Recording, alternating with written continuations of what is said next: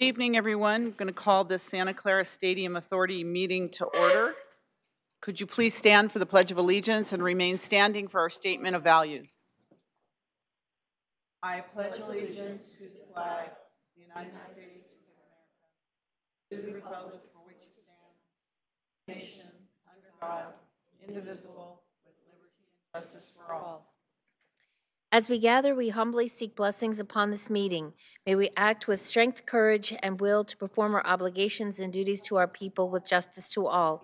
Let us seek wisdom so that we may act in the best interest of our people, our neighbors, and our country.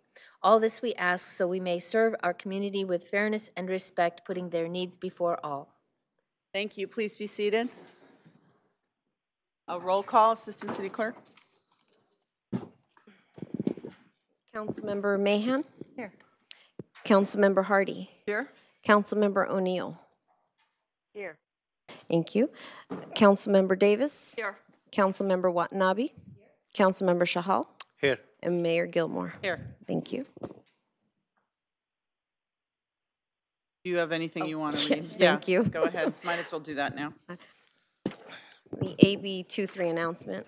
Members of the Santa Clara Stadium Authority, Sports and Open Space Authority, and Housing Authority are entitled to receive $30 for each attended meeting. Statement of Behavioral Standards.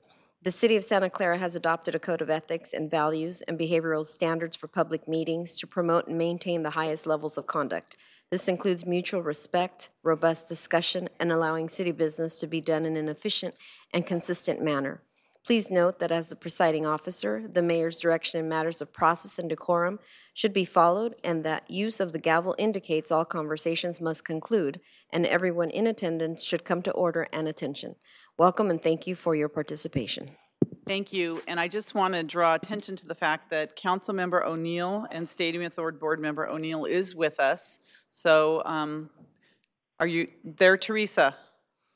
Yes, can you hear me? Yes, we can hear you. Just want to make sure that it's working. She's joining us from, she's on city business in Washington, D.C. So thank you for joining us, Teresa. So if you see me looking up and talking to the ceiling, I'm talking to Stadium Authority Member O'Neill. Okay, so we are now going to start with a study session, the discussion of the proposed Santa Clara Stadium Authority fiscal year 2019-20 budget and Stadium Authority compliance and management policy. Executive Director? Good evening. I just wanted to start first with reviewing the agenda, and then I'm going to pass it over to our attorney so that he can establish standard of care and talk through one of the provisions within our agreement. So for today, we want to go through the standard of care provision, look at our budget development schedule, provide an overview of our budget, the non-NFL event revenue, the Stadium Authority operating budget, budget risks, the Stadium Authority debt budget, as well as the capital budget. So we have a lot of ground to cover, but we wanted to begin first with our management agreement and a key term. So as you all know, Mayor, Council, staff, those watching at home, the relationship between the management company, the 49ers management company, and the Stadium Authority is one of agency. We are the principal, they are the agent, and very typical to these types of agreements. This particular one is a property management agreement. They have certain duties that the law recognizes, and the duty in this particular agreement that has been stated in Section 2.9 of the management agreement, this is the standard of care, and it requires the stadium manager to exercise prudent, commercially reasonable, good faith efforts in managing and operating the stadium in accordance with the terms of the agreement. It requires the maintenance of the stadium in required condition and operating the stadium as a quality NFL and multi-purpose public sports, public assembly, exhibit, and entertainment facility to a standard of quality comparable to other similar facilities. It requires the stadium manager to control manager operating expenses, Stadco operating expenses, and Stadium Authority operating expenses, and it requires the stadium manager to maximize operating revenues. So these four elements that I've highlighted, I think we will refer to several times throughout the presentation. You'll hear a lot of discussion about whether the interaction in terms of coming to this proposed budget and presenting it to you has been reasonable on the part of our manager. And I think that the measure of reasonableness is to be measured against the backdrop of the standard of care and the four elements of the standard of care that the stadium manager agreed to. So these four elements, again, I think are very standard kind of measures of whether or not someone is meeting their requirements under the agreement. So it requires prudence, commercially reasonable, good faith efforts in managing. It requires a standard of quality comparable to other similar facilities. It requires the control of operating expenses, and it requires an element of maximizing operating revenues. So those are the criteria by which we will measure whether or not the effort in coming to this budget has been reasonable and whether or not it complies with the standard of care in the agreement. All right, so I just want to share a slide regarding our budget development process. Last year, as we had completed under my tenure the first proposed budget, one of the takeaways from that was to work collaboratively with our management company to establish a budget development schedule so that we could establish key milestones that need to be accomplished with plenty of time for review for the budget and study session and then for formal consideration. So this is just an outline of the budget development schedule that roughly late November we agreed to.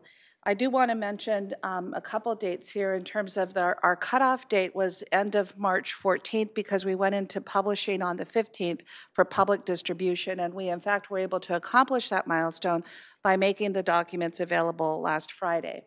The next session we will have on the proposed budget is March 27th, where you will hear any follow-up from any inquiries or questions that you may have today. We'll issue a supplemental report. We'll understand what information we have available, and then the board will be asked to consider the proposed budget. As part of your proposed budget, you have a series of documents that was part of your packet. I issued an executive director's transmittal letter, which speaks to current context for which we are making our budget projections. We offer our organizational chart, some general information around the Stadium Authority, a year in review for NFL and non-NFL events, as well as the operating budget for the Stadium Authority general and administrative budget, as well as our shared expenditures and our 5-year forecast. There's also the debt service budget, as well as the capital budget with a 5-year forecast. So in terms of where are we, I think it's important to establish the context of where we're at within this current fiscal year. And how we've made some adjustments with respect to the document that you have in front of you. We heard, well, it's important in last year's budget, the projected revenue for last year was $5.6 million in the adopted budget. We heard in late January through the media that the management company was bringing down the projected net revenue to $750,000. The result of that revised number would be that the performance rent would be that would be paid to the city would be $215,000, as well as a loss of $2.4 million to the general fund when compared to the budget. It's also important to recognize that in the media, where we learned this information, is that it was attributed largely to the curfew, and we have asked for information to substantiate where the impact from the curfew or the development permit condition may have impacted these numbers, and we don't have that information where we can show a cause and effect. We also have asked for supporting documentation from the management company to provide how is it that throughout the fiscal year, the draft profit and loss statements that they've provided, as well as other documentation, has not trended with a $750,000 revenue. To date, we have not been able to provide any supporting documentation that would allow for us to substantiate a $750,000 revenue. It is important to note that it could be for costs that are unknown to us or that have not surfaced or been validated. So there will be some due diligence that will need to take place on our part in order to really understand where we're at within the current fiscal year. That required for the Stadium Authority staff to depart from the approach in the past fiscal year and look at what are our projections based on trends, information that we know. And that's what you have before you today. We have information in the budget that is based on what's reasonable for us to be able to project by way of revenues and expenditures, which Angie will walk us through. We did not use the Manco's management company's 2018-19 projection, but instead we're now projecting $4 million now that we've completed most of the quarters, and so we're going to be bringing that down as part of a closeout from $5.6 million to $4 million. Staff's analysis of the event makeup compared to prior years by using averages and the actual data submitted over the past years is the information that we are basing our information on, as well as the existing draft profit and loss statements that we've been provided by the management company throughout the year. The good news is that we have had quite a productive year. There are several accomplishments with the proposed budget and a little increased funding on the general and administration budget. We've been able to complete our work on the community engagement. We have baseline data, which has informed our work plan as well as areas of interest. The noise monitoring program is now part of our ongoing baseline program that we offer.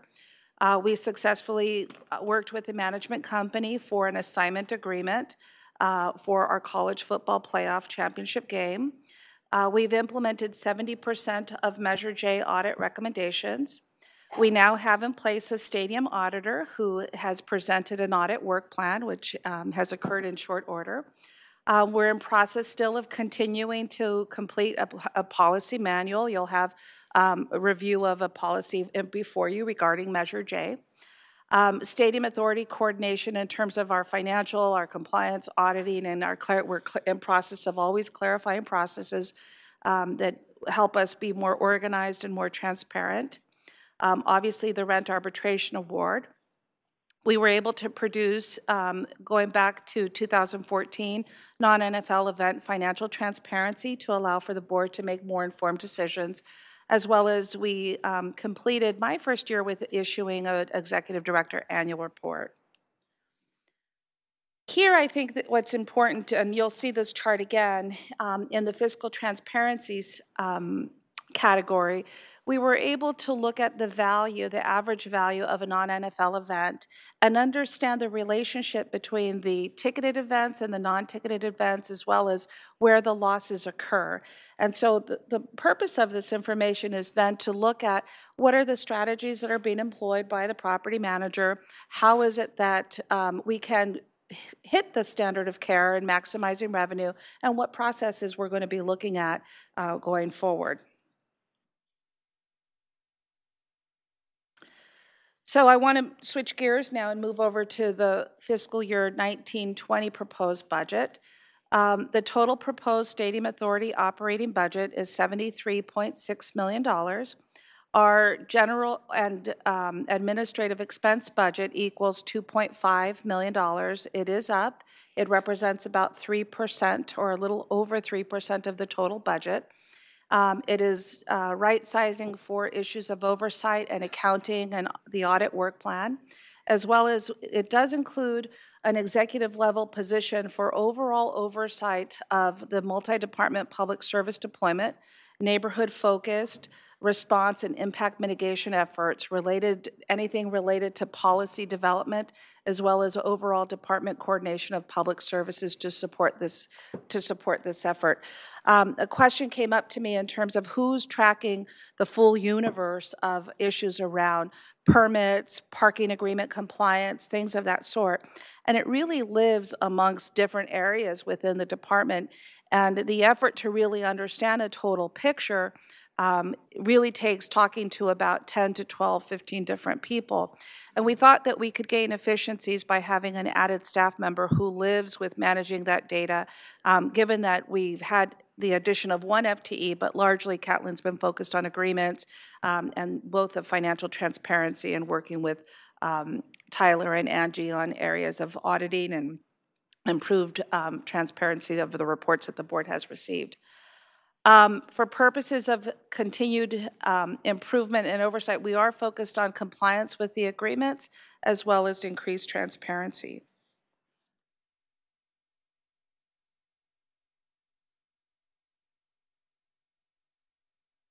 Part of what you'll see, as I've already mentioned, is as a part of the process for reviewing the proposed budget, we did develop a new policy to ensure compliance with Measure J and manage Levi Stadium.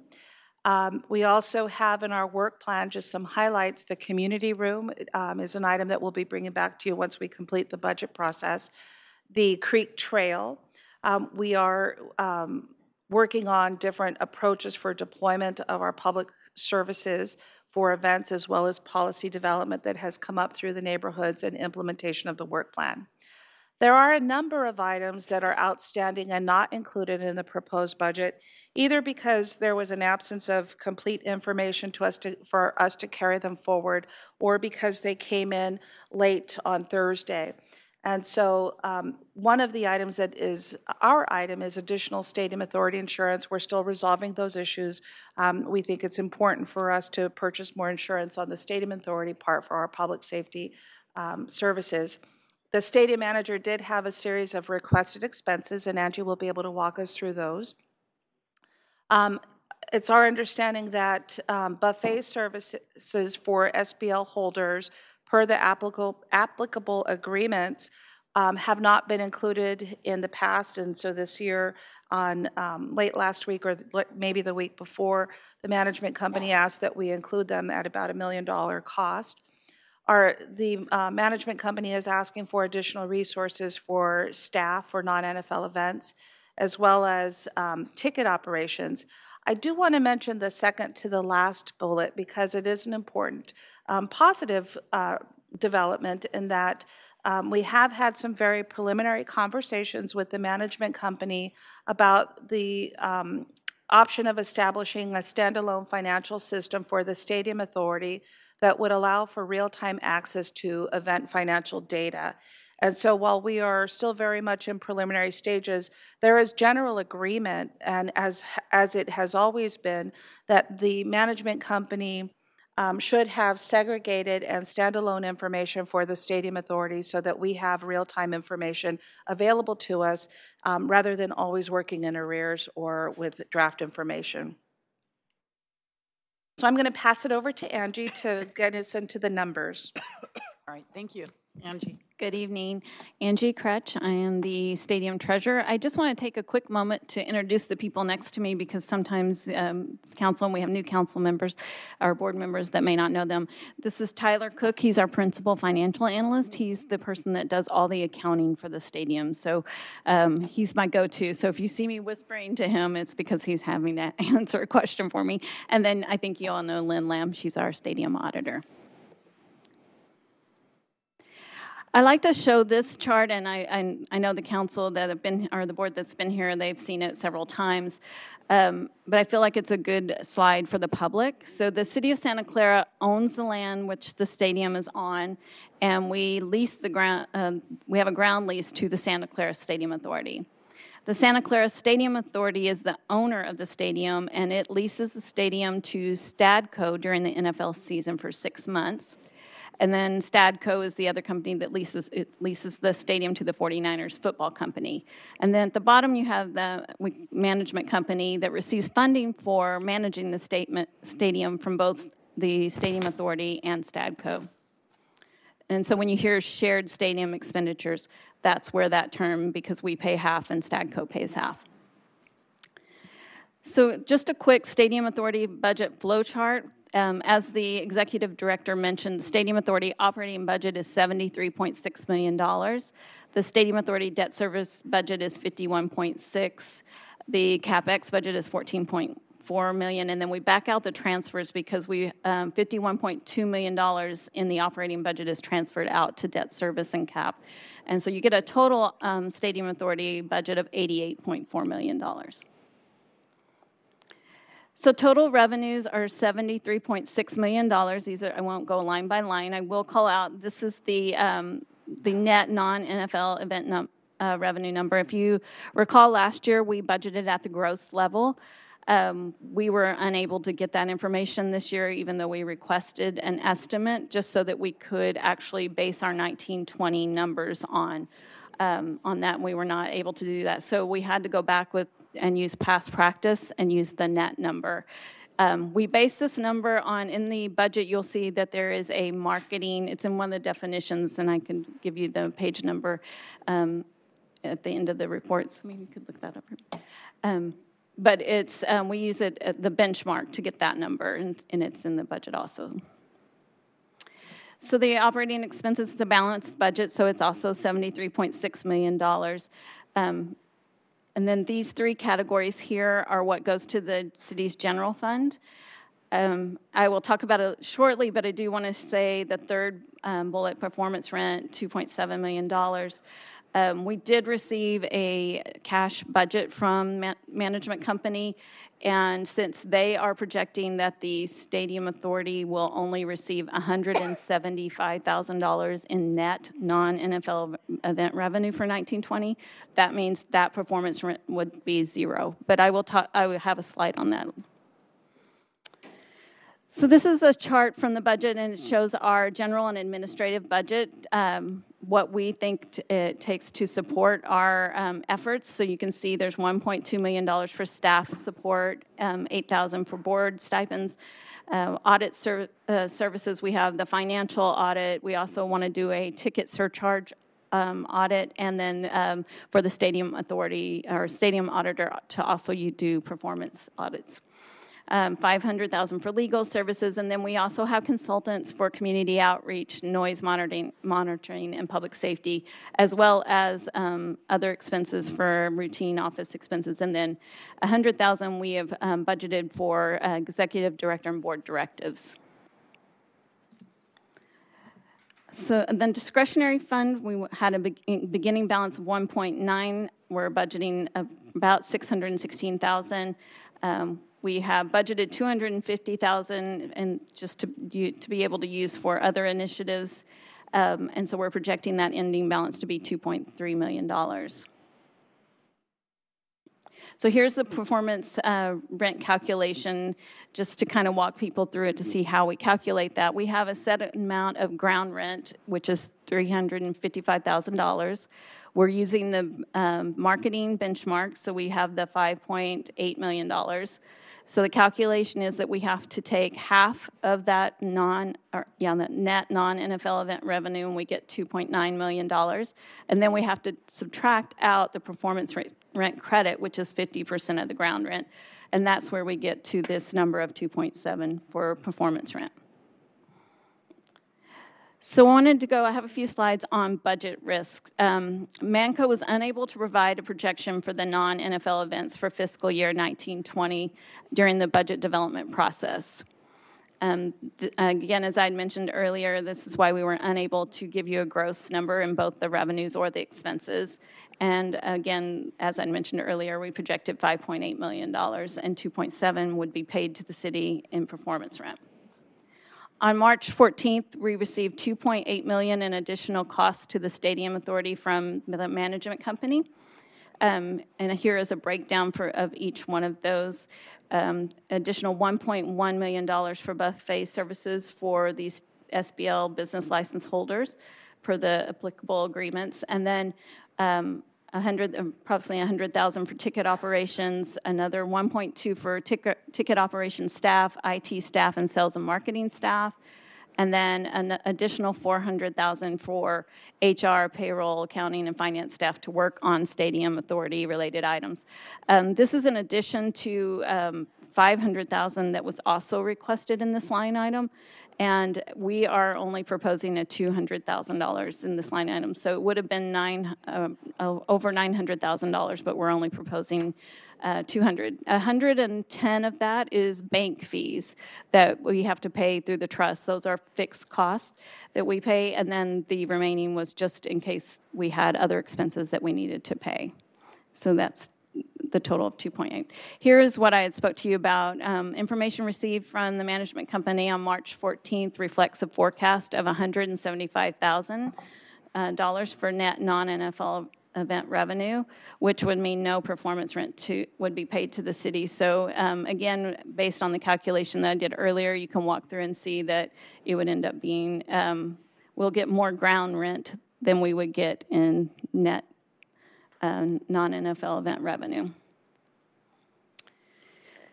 So debt service, we have $51.6 million budgeted, which includes principal of $34.8 million and interest payments of $16.7 million. So total outstanding debt is projected to decrease by $34.8 million from $340.1 to $305.3. That's really good news. I always show you this slide.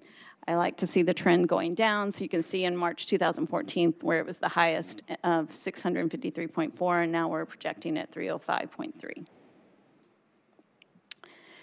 For the 2019-20 capital budget, right now it has $14.4 million budgeted, 12.9 being in stadium improvements.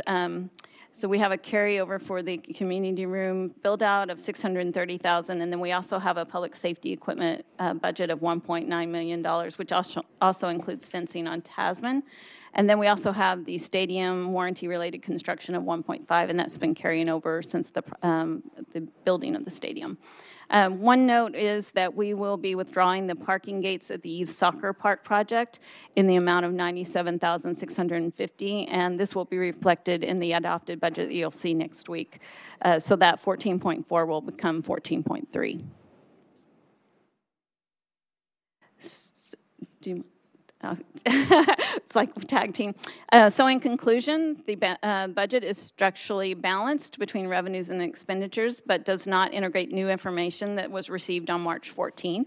It maintains required reserves for operating, discretionary, and capital funds per the agreements. It maintains debt service commitments and identifies anticipated excess revenue that can be used toward debt.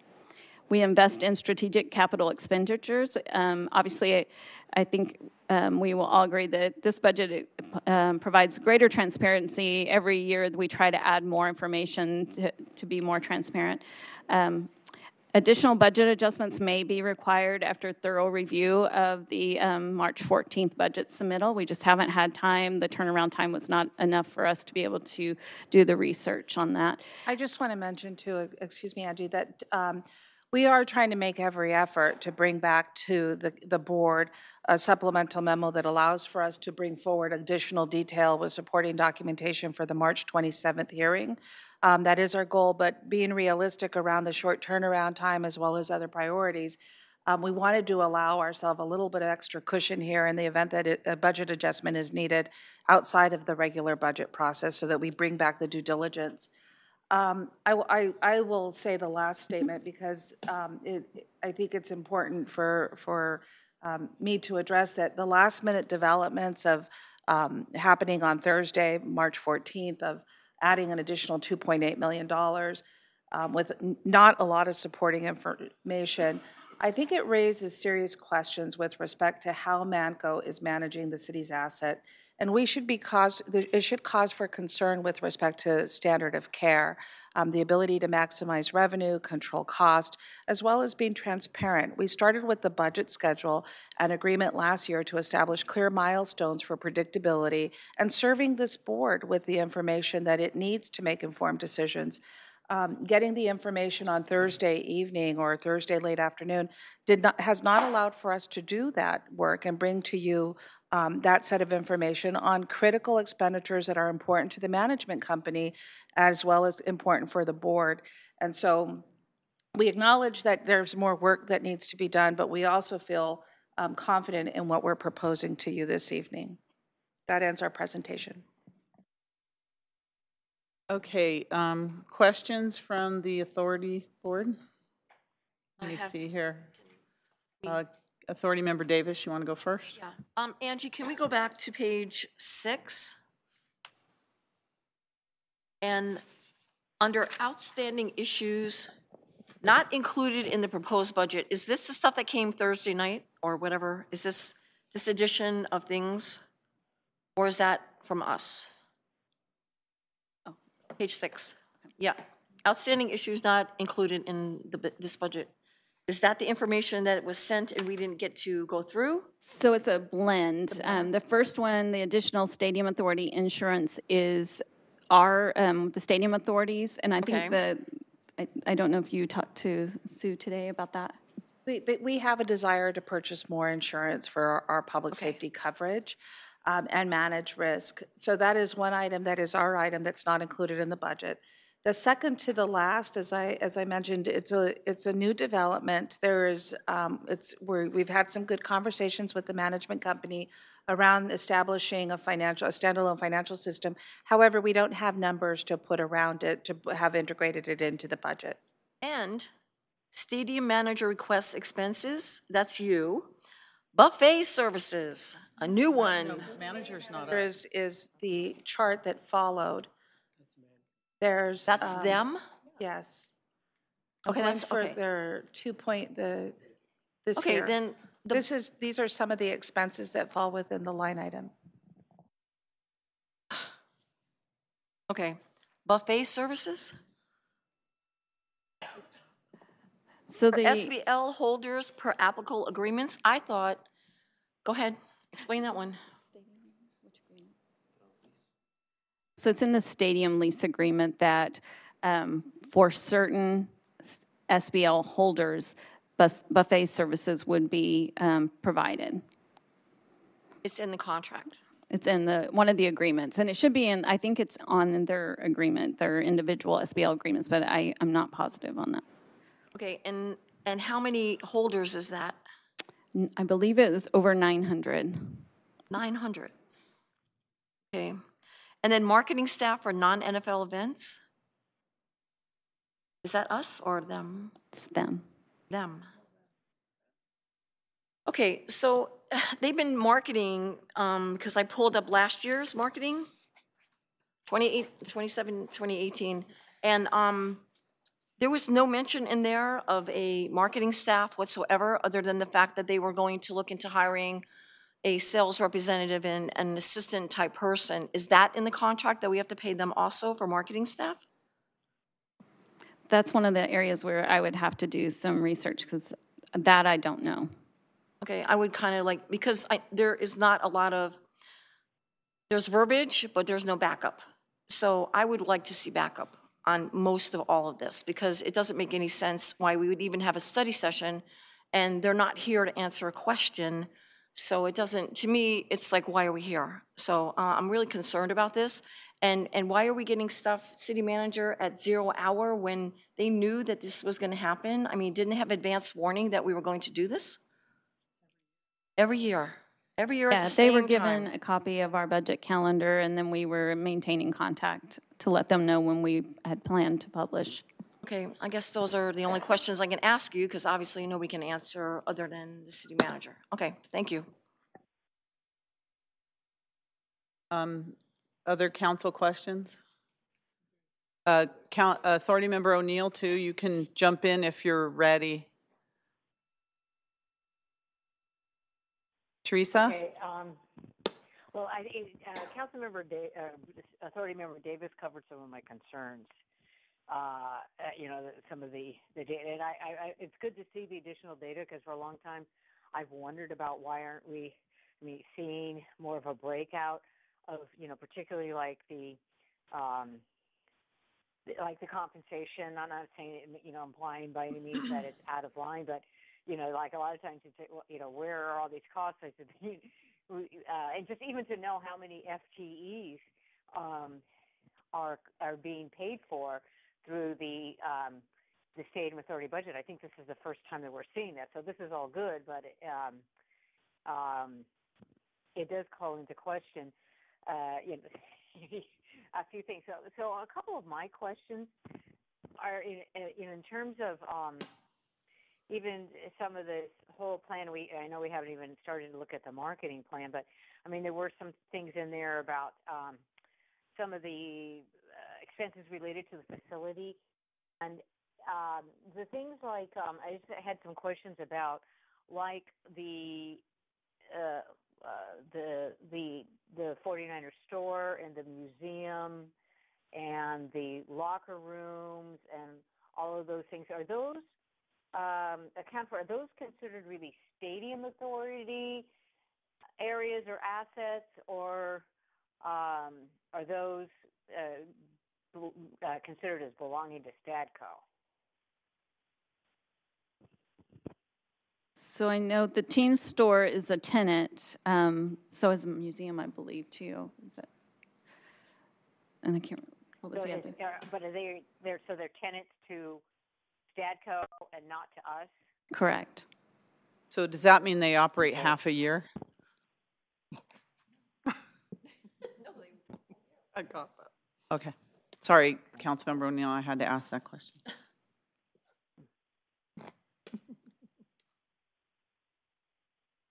Are you still waiting for the answer, Teresa? Yeah, it wasn't. So all of those areas are considered owned by, but they're tenant spaces. But Yes. We're getting any revenue off of those, or if we're responsible for all of the, because once again, I think it's good because I have in the past. I think it's interesting to see much more of a breakout of the capital, the capital budget in terms of maintaining the facility. Once again, it's excellent. I think this is a more realistic look at what all needs to be done. But once again, I'm just kind of looking down the road a little bit as to what expenses are really things related to Stadco and what are for the stadium authority. I think maybe part of the question would be, where does the rent that's generated year round for those facilities, where does it go? I want to clarify that, and we will answer thoroughly in writing, Board Member O'Neill, as part of our supplemental, but we don't, the revenue from the rental of the museum or the store or the restaurants, that is not reflected in the Stadium Authority budget. That's on the Stadco side, nor do we have any information with respect to revenue amounts that it's generated or operations and for what duration. Okay. And I know there's going to be a lot of questions. Maybe I'm sure you're going to capture all of our questions for next week. You see him right? typing away. The best that you can. So thank you. You can continue, Authority Member O'Neill. I'll hold off for now. I'll let somebody else answer. Okay. There's some more thinking here. Just jump in if you, I don't have a light from you, so just jump in if you'd like to speak. Authority Member Hardy? Okay, great, thank you. Thank you. Thank you. I'm really new to this, so I read it very carefully. The one question that was on page 5 for the slides, where it talked about the new position, Deputy City Manager. You said that the cost there, that was $2.5 million. That's per year. Is that the actual cost of a new employee, or is that from within we're going to do that new position? The 2.5 million represents roughly, I'm looking at, I think we have about 34 staff assigned. And so what we do is we take whatever projected percent of our time that, based on past trends of how each employee who works on Stadium Authority charges their time, and we carry that forward. So if you look at the top line, the staff support is $1.16 million. We have board stipends, which is $8,000. Our audit services, we're reflecting at an estimated $267,000. Legal services at $500,000. So the deputy city manager, a portion of this is assigned, and I'm not certain what we carried forward as part of this. And obviously, as this person is working on deployment for events and the overall permitting of events and the city reviews, this person would be able to charge their time as well to the events. And so that has been the funding strategy for this position, as well as working on neighborhood deployment, parking, and any other requirements to have addressed the concerns that have been raised over the past year. So the 2.5 million is derived from the budget that you see on the slide before you.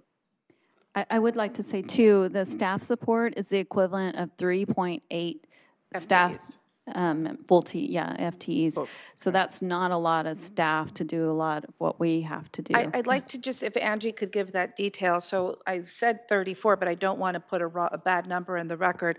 But if we could provide the number of staff that are working for which this represents an increment of their time.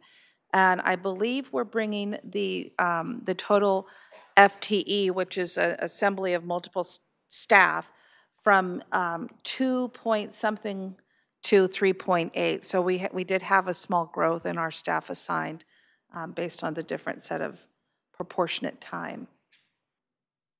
And just pulling that number, just so that you understand how we've increased our GNA budget. Yeah, I have it just a second. Okay. So I guess it's a great question that we should get in the record. So I want to understand that are you talking about bundling all those different assignments into one deputy city manager, or are you adding to that, or specifically from within assigning someone to do those tasks?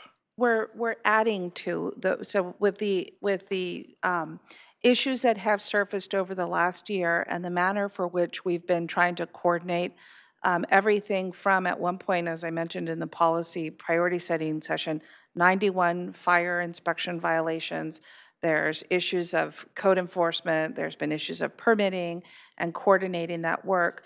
We don't have a particular staff person. And then the neighborhood deployment and the neighborhood mitigation efforts, I don't have a resource that is ready to go and work at a multi-department, from a multi-department approach. I mentioned in our priority setting session that the burden has largely been on the police department, and that was frankly inappropriately placed, because in order to respond to the stadium, it requires about 5 different departments. And it largely reflects some of the results that we received in our baseline data in terms of the issues that had gone unaddressed with either traffic, neighborhood protections and mitigation efforts, or policy development. And so our goal is to try to put a resource in place that is able to work cross-departmentally to once and for all begin to address these issues and connect the relationship between our permitting, our parking, our neighborhood programs, as well as our public safety and public service multi-department deployment. If I can ask a follow-up then, how is that compliant with Measure J if we're having to use that much staff time? This is where I want this in the record, because we were at roughly I'm going by either 2.4 or 2.6 FTEs last year.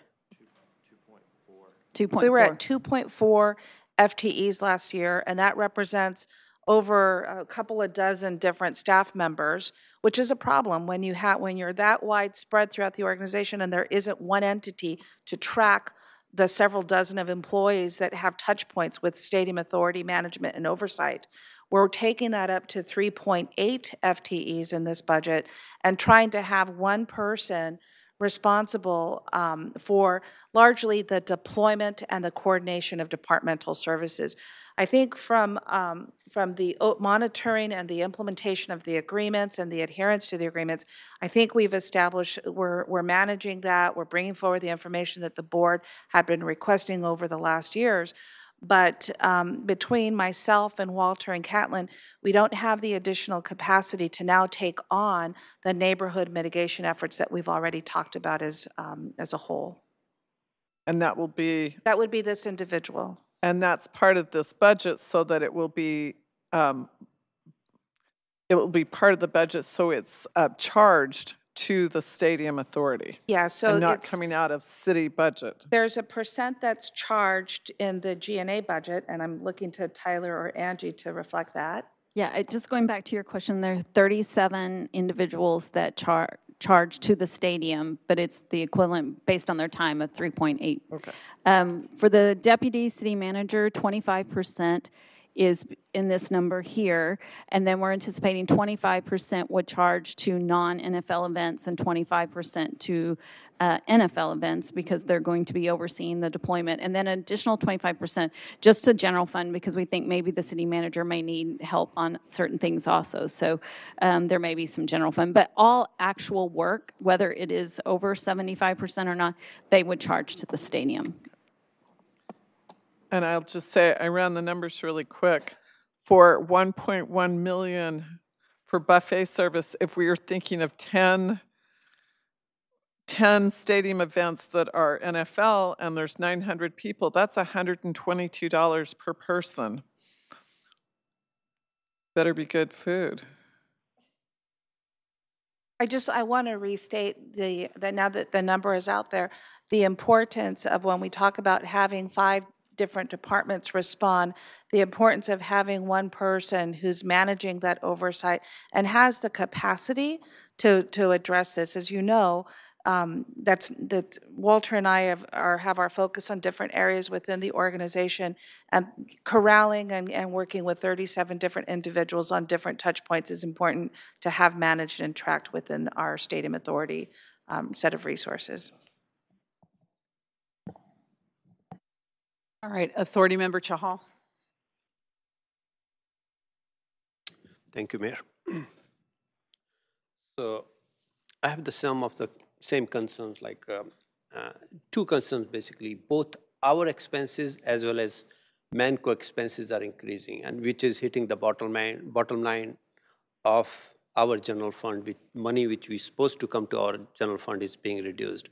So starting with the like for 18, 19, so I'm concerned about even budgeting, like we are budgeting $4 million, whereas Manco is saying 750K.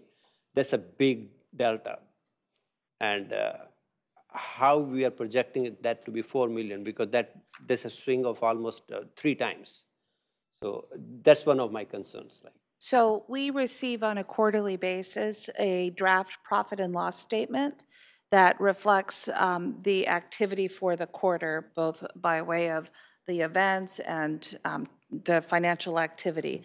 Of course, it's in draft and it requires further refinement as information continues to come in. But in review, and Tyler is largely the individual who reviews those documents, in review of those quarterly statements, they are the information for the first 3 quarters is not confirming a $750,000 revenue projection.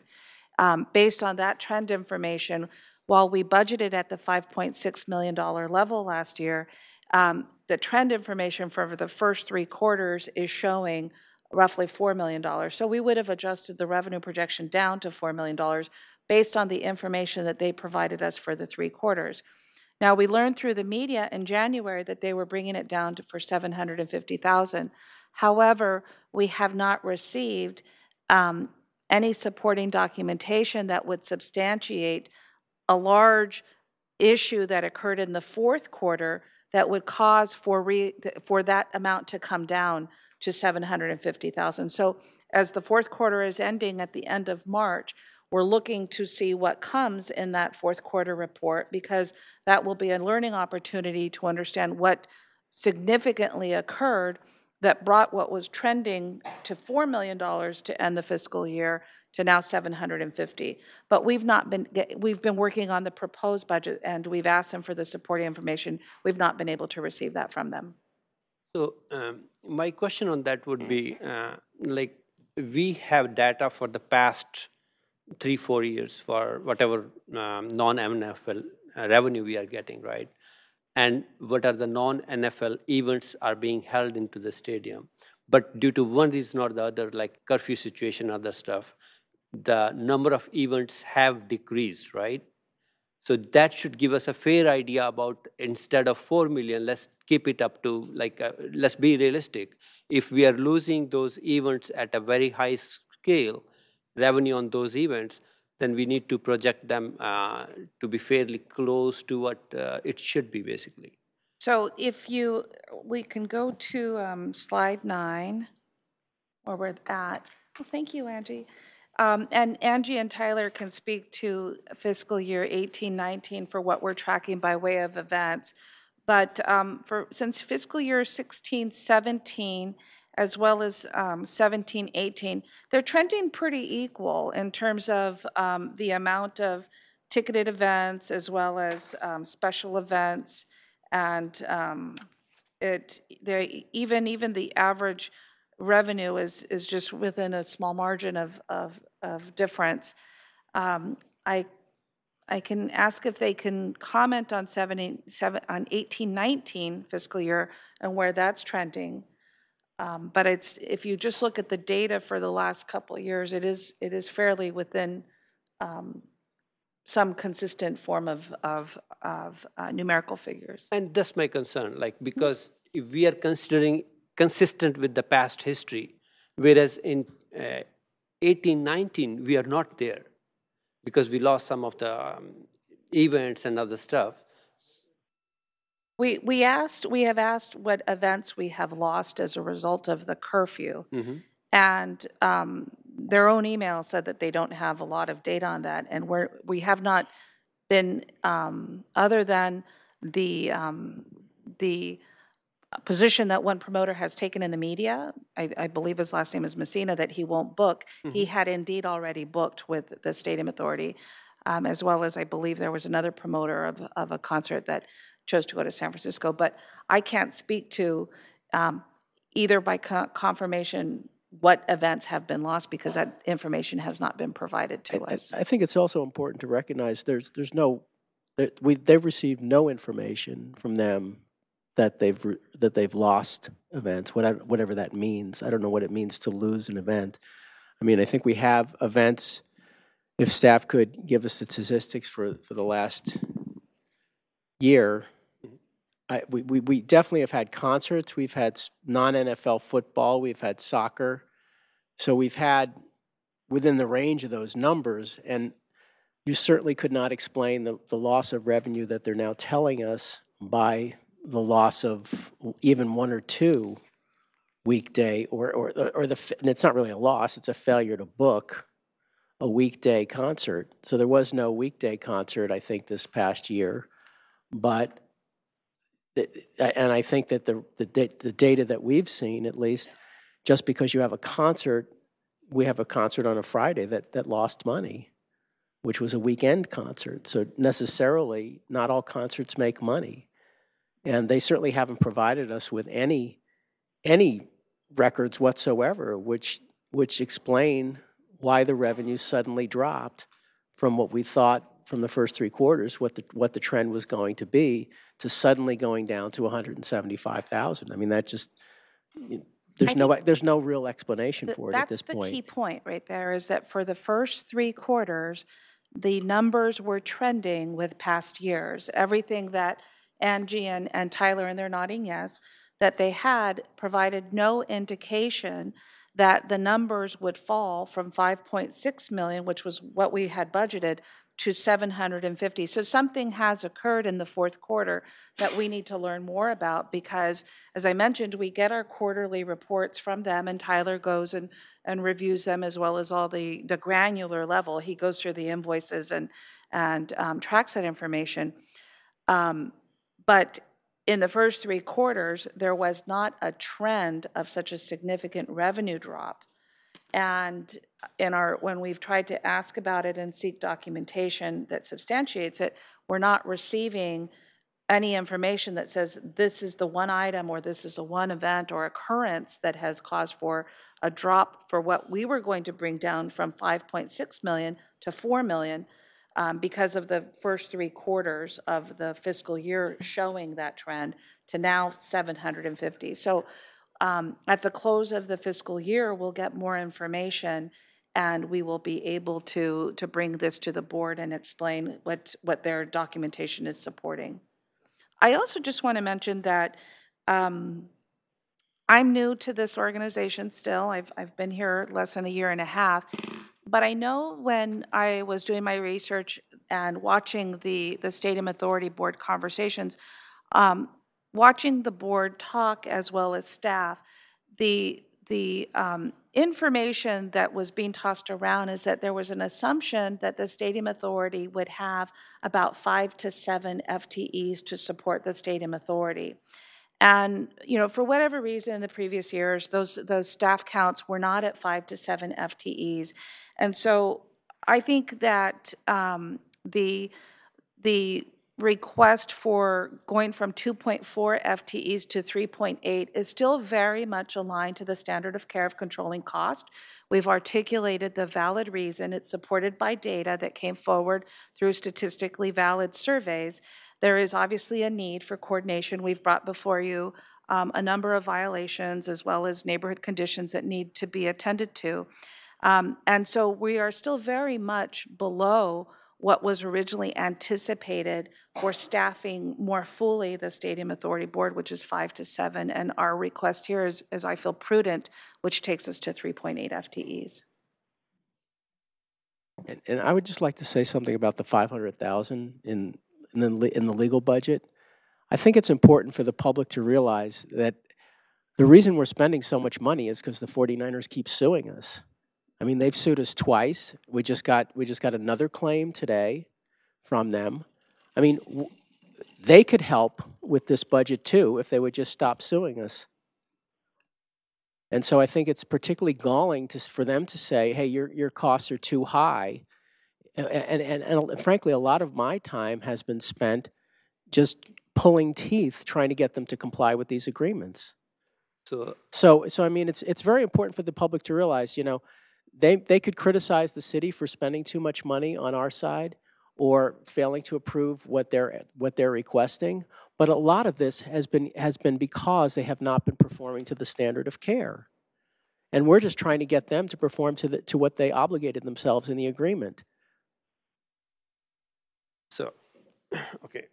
Madam Mayor, can I Oh, get yes. a couple comments? Oh, wait, Authority Member Chahal, do you have more questions? I have some more, but if she wanted to jump Well, in, that's go okay. ahead. He says, Teresa, he'll let you ask the question if it's on this issue. Is it Okay, yeah. a follow-up? I had a couple of comments. So, I appreciate what Authority Member Chahal was saying about data and looking at trends in data. But part of now having spent a few years trying to get more data from them on the non-NFL events, part of the reason why it's been very difficult to figure out what's going on is because a lot of times the event counts, whether it's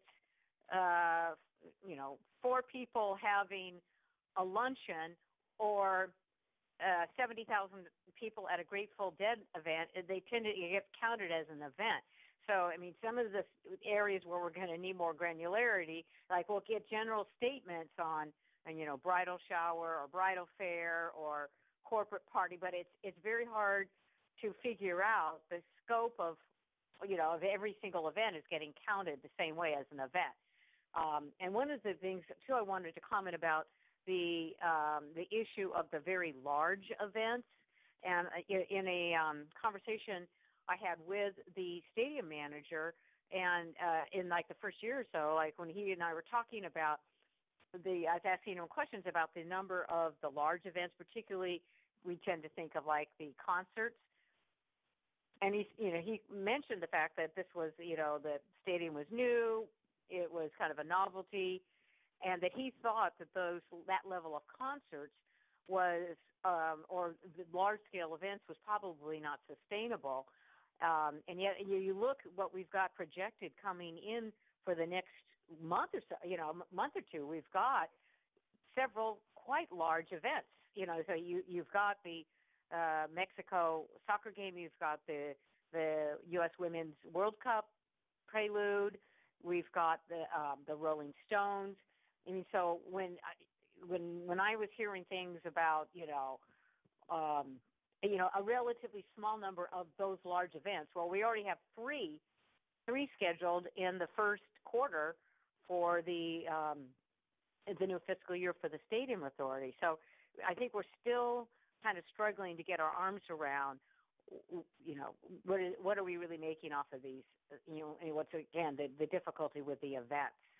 And, that's why I think it's hard to be able to know when you see a number count going down, if we don't have any idea what the scale is and all that. And in terms of the request for the additional FTE, from the very beginning, I had raised concerns that we weren't having people, that we didn't have dedicated staff. And I think, just probably in the past couple of years, since we had the Harvey Rose audit, we've had a chance to kind of get an idea, making sure that everybody is booking their time and recording that correctly on their timesheets. So we kind of have that idea. And once again, to kind of look at that in comparison to the FTE counts that we're funding through Manco. So it's almost like, one of my thoughts is, it's almost like even as part of this deputy city manager, like when we really look at the public safety costs and all of that, and when we talk about either removing or adjusting that threshold, the cap cost, whether we should be looking at a good portion of this potential deputy city manager is actually there coordinating police, public works, fire, and all of that, whether that goes into what we should really be looking at is, once again, an overall public safety cost for the large-scale events. Okay, thank you. Authority Member Chahal, if you'd like to continue. Yep. So on coming back to the same thing, I also want to point out the loss-making events. We have a history of some of the loss-making events. So how do we control that? I'm happy that college football, we already signed an agreement that Bay Area Management Committee, I think that's the name, they will be responsible for the losses on that. But there are other loss-making events which are impacting our general fund revenue, basically. How do we, as a stadium authority, how do we control that so that we can increase our bottom line on those? Like school, I think one of the loss-making item is the school, our local high school game being held at an stadium, right? If I'm not mistaken. So how do we control that? Under the agreements, the property manager has the authority to schedule the non-NFL events. Under the agreements as well, which is our next item, so it's a great question. The agreements call for a marketing plan that shall be mutually agreed to. And so we will walk you through some of our concerns with the draft marketing plan and some of the areas where we think it's reasonable to suggest and achieve within the marketing plan a reflection of metrics to track money-losing events as well as multi-year events that lose money. So we'll provide a walkthrough as part of our next presentation. But in terms of controlling it, the authority rests with the property manager to enter into non-NFL agreements. The authority that you have is to mutually agree to a marketing plan when it sufficiently meets your needs to track information that impacts the bottom line. Mm-hmm. Okay. So we do have some recourse to control those events, or no, as of today?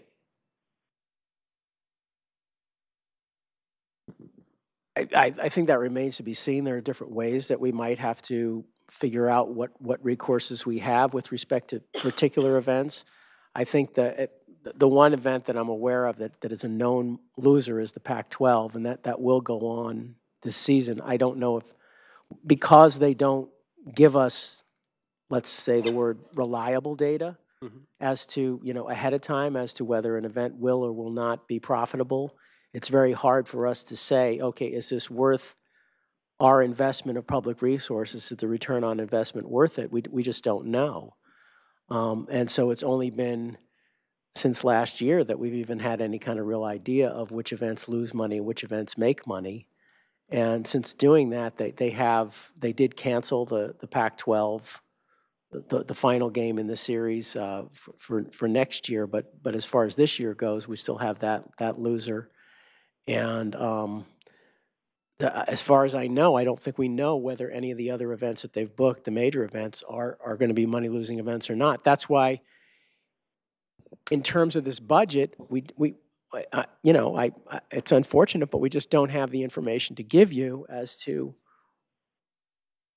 which events are going to make money and which aren't, because they just haven't given us that data. Yeah, and that's my concern. Like, we as a stadium authority should be able to make some decisions because we are controlling authority on that. And if we don't have any authority to control these things, one way or the other, I think it's a defeating purpose, like what we are here for. And that's what we need to sit together, or whatever way we want to do it, so that it's mutually benefit to all of us. And that brings to the next question. My head was we had a detailed noise survey done. What is our position on, because that is one of the things which has come in the press, or that is impacting our revenues. So what are our goals after that noise study, noise survey done? What are our goals? How we are going to act into those things, so that we bring some clarity from our council, from the stadium authority point of view, or from the council as a city council leadership. What are our goals? How we are trying to project that thing, so that we give some clarity to them also. Hey, okay, we'll give you 3 games or 4 games or none, no, not at all. So what was the ultimate crux of that study? So we will respond to that in writing and pull up the noise monitoring program and some of the information that came from the original work that we did with the noise monitoring program data, as well as the exact development permit conditions that speak to thresholds for noise, and how the noise program monitoring program has been responsive with us being able to track events that go, or any other activity out in that area that go beyond the threshold limits. So I'll bring forward a more thorough response, because I don't have the noise program information in front of me.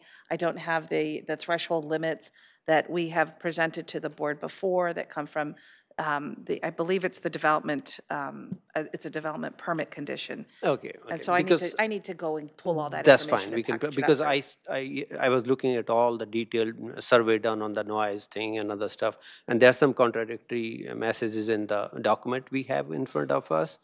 But if you want to bring it back, that's okay, because one of the documents says 60% said we are concerned about the noise, and then I was looking at the whole of survey results. They were in the range of 30, 35, 36%. So I don't know where we data, but we can discuss that later if you don't want. I do want to add a little to the last question. I think it's important that the issues around disclosure and being aware of what's a money loser event and where are we with financials, it really gets back to management agreement 3.3, which we have talked about here, where we understand in advance of the event what are some of the conditions and scenarios, and then within 45 days after, understand some of the financial activity. The management company has presented us with a template of what they propose. They report from regularly on at least on minimum a quarterly basis. The ball is in our court right now to sort through that and bring them back a response. We're hoping to do that at our April quarterly meeting on this topic and continue that discussion. We had requested more information that allowed for us after an event to bring forward, so that we can advise the board on the financials around how we're trending, more frequent than receive it at the end of the year. But we have some work to do, and I just want to acknowledge the ball is in our court for responding to the management company on that matter. Okay. Yeah, that was my point. Like, if we have some non-clarity items on the management agreement as totality, we need to look into those so that we don't have contentions on every of these items, basically. So, because that's the guiding document as such, so we need to look into that one detail. And I have one more question. I also just wanted to acknowledge that you raise a very valid point in terms of, why are we doing this? If we follow the revenue numbers that are being projected by the management company of no performance rent, so the absence of 2.7 million to the general fund, the net revenue of 175,000, we expend a lot of just energy, workforce energy, on certainly tracking from the financial standpoint, auditing, looking and researching the agreements, and moving on those issues, as well as just the incredible work that our staff does to respond and deploy to the events.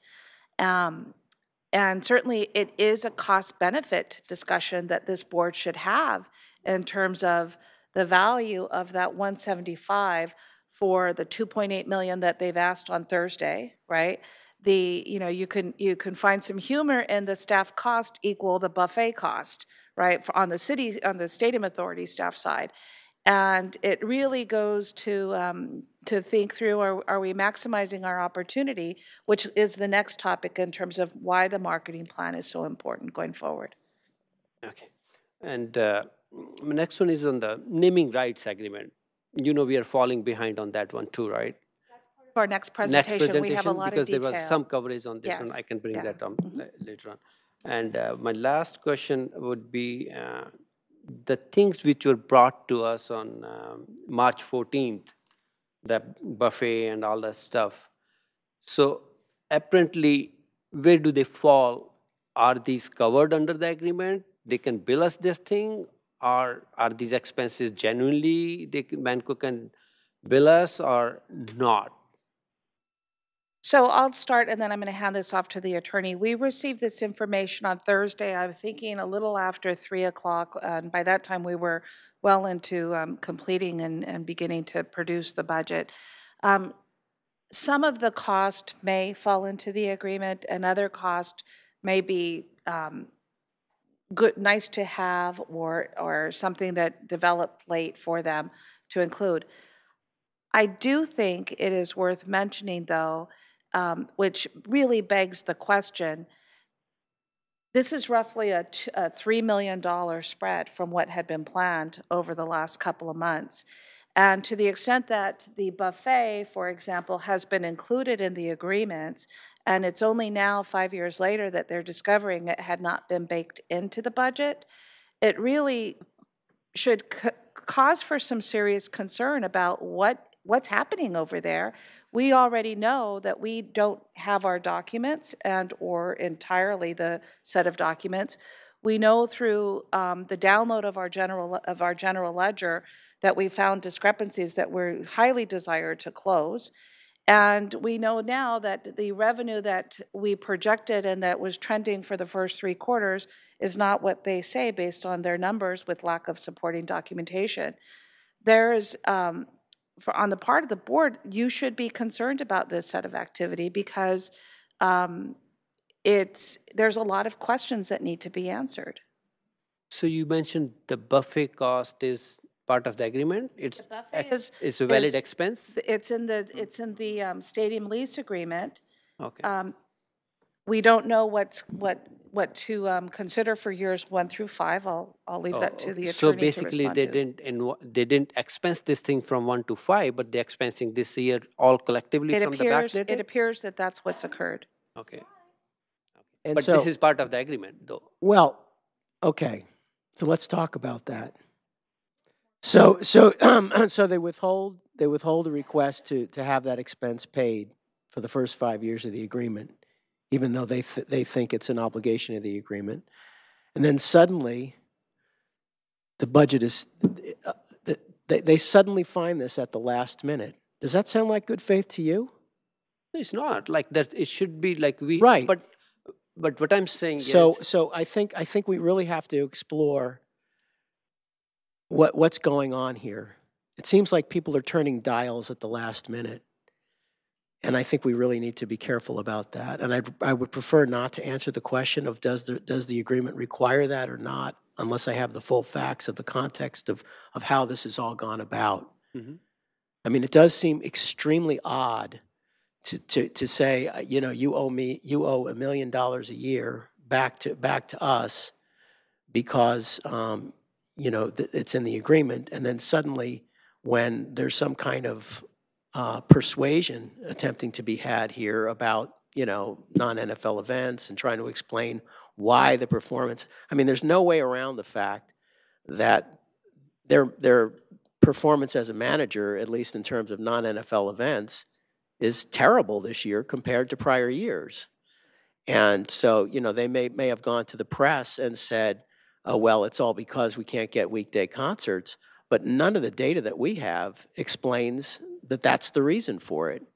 And so, we have to be mindful of the fact that maybe their poor performance as a manager is due to the fact that they're poor managers and that they've been spending a lot of their resources fighting us in different regards, as opposed to just simply performing their duties faithfully in good faith.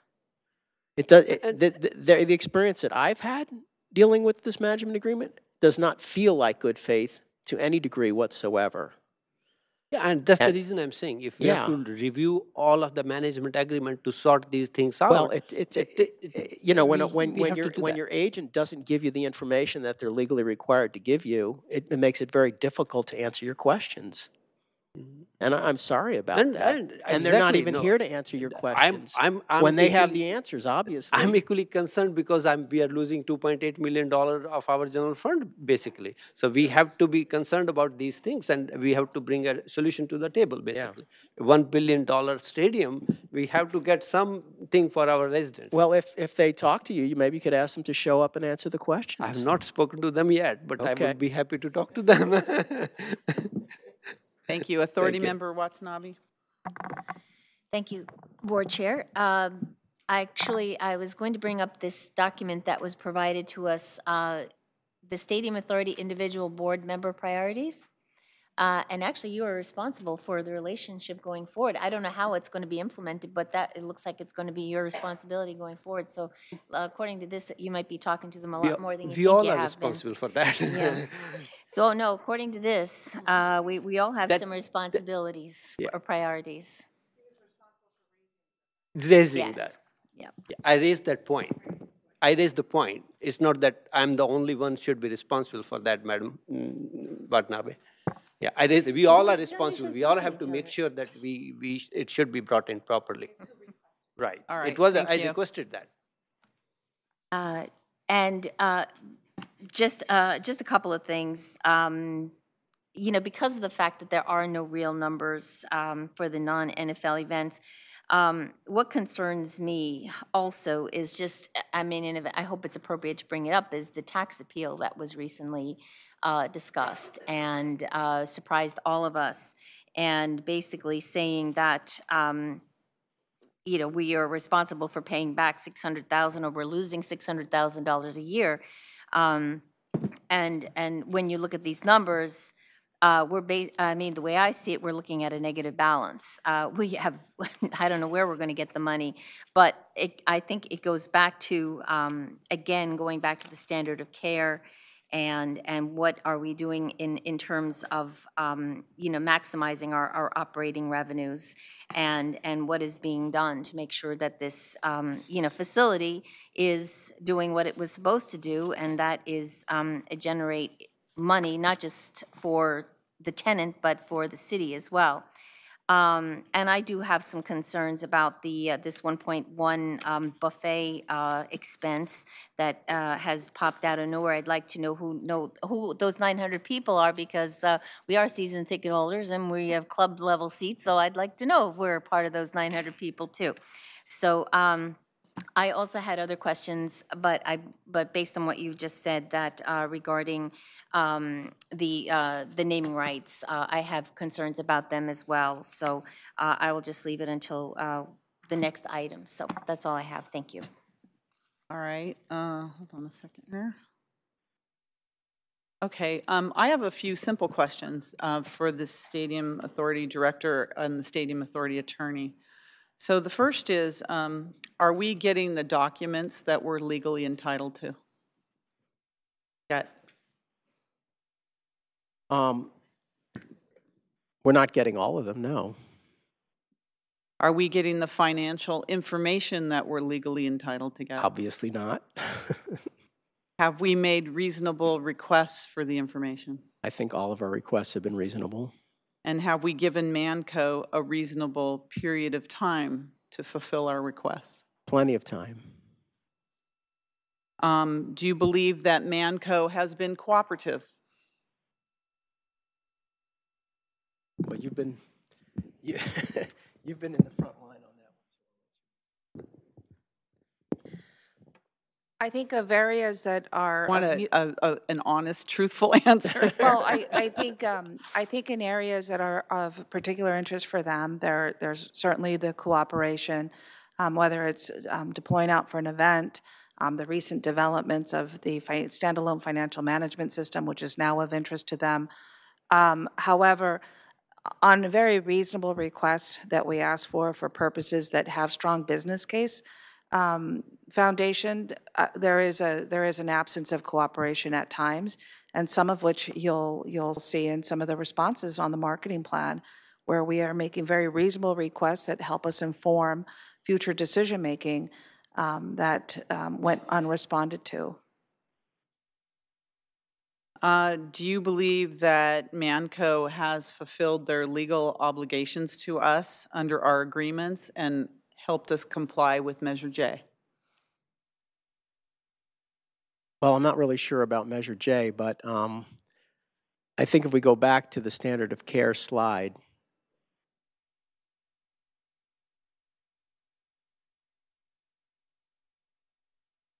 you know, we've presented a lot of information today, and I think that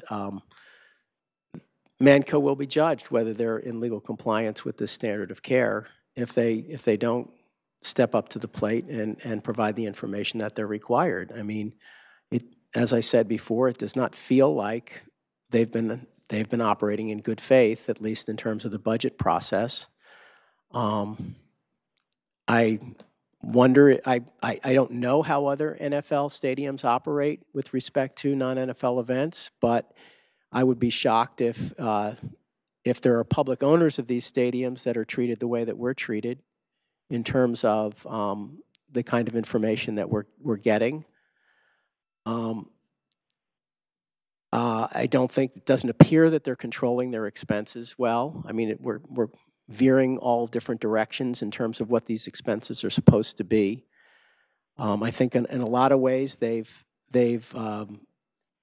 created expenses on their side for the sole purpose of preventing us from getting information. I mean, we spent years, the 2 years that I've been here, we've been trying to get access to accurate financial information, and it's only just recently that they finally appear to be going in the direction of giving us what we originally asked for, which is access to our accounting of our facility in a way that we can really see what's going on. And I think the explanation as to this year's budget and next year's budget certainly doesn't seem to be maximizing operating revenues.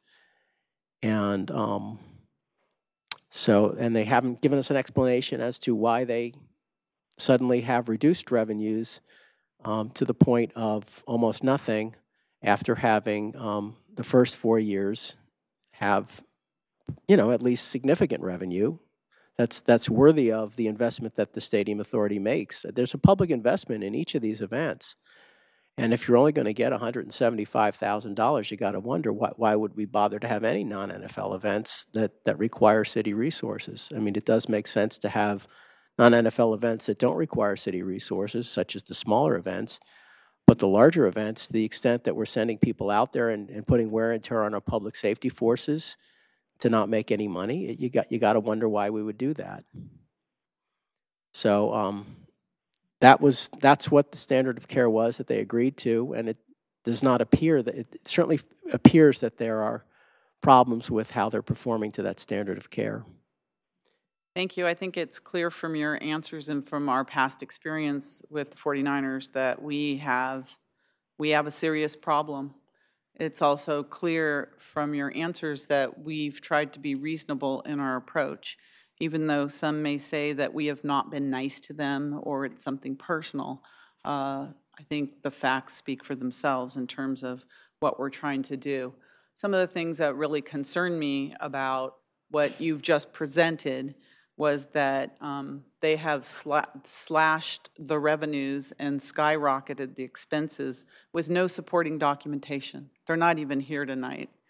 There are managers of the stadium. They knew the budgets. They're not even here to answer our questions. There's strategies that they've deployed for the non-NFL events. By the strategies by our property manager has resulted in them continuing to book huge money-losing events at the stadium for us. And they're non-responsive in providing budget and other information. And throwing everything, including the kitchen sink, in at the very last minute is not professional in any way, shape, or form. I mean, there's all of that information there.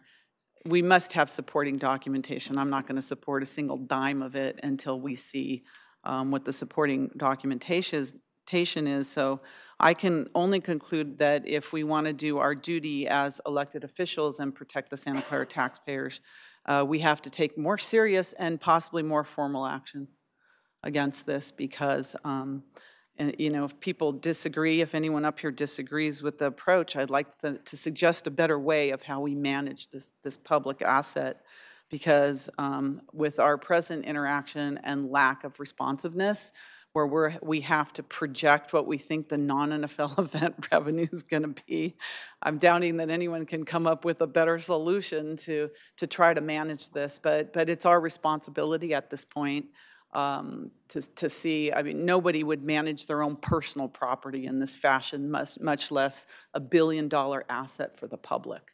Nobody would accept this type of management for anything. So I think we have some big issues.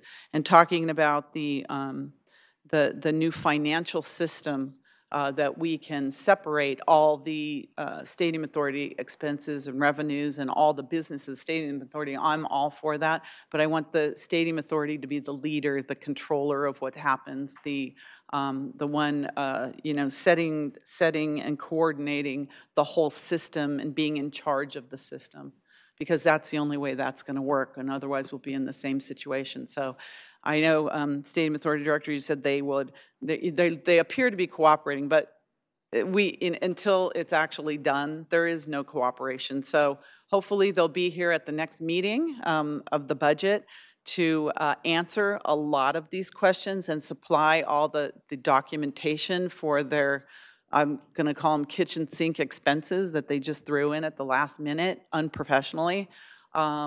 But, you know, absence they're coming to answer and providing that information, I'm not in favor of putting any additional expenses into the budget without justification, not even the additional $200,000 that you're recommending. So I think that we have to be very serious about this and really look at that management agreement, because they are responsible for a lot of issues, they have a lot of responsibilities in that management agreement.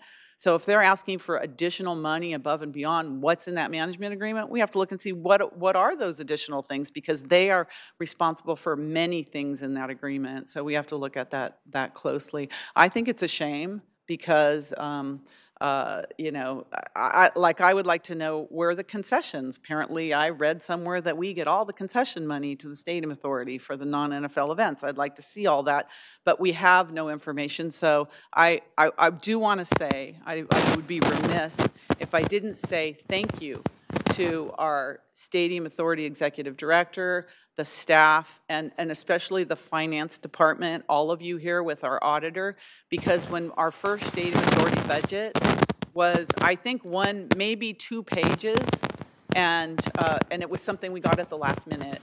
And we have come so far that I'm actually, being able to see the numbers. Granted, can you imagine if our managers cooperated and gave us all the information that they're supposed to under the agreements, how much smoother and how much less time our staff would spend on that? But you've done wonders for the information that you have. So thank you so much. Continue to do your best, and I know you will, to try to get as much information as you can on behalf of the public. But again, this is unacceptable. This can't be managed in this fashion. It's irresponsible, and I do believe we need to take some serious action. All right, anyone else from the council, from the authority, before I go to the public? Seeing none, any member of the public want to speak, please come forward, and then we'll go to the next item.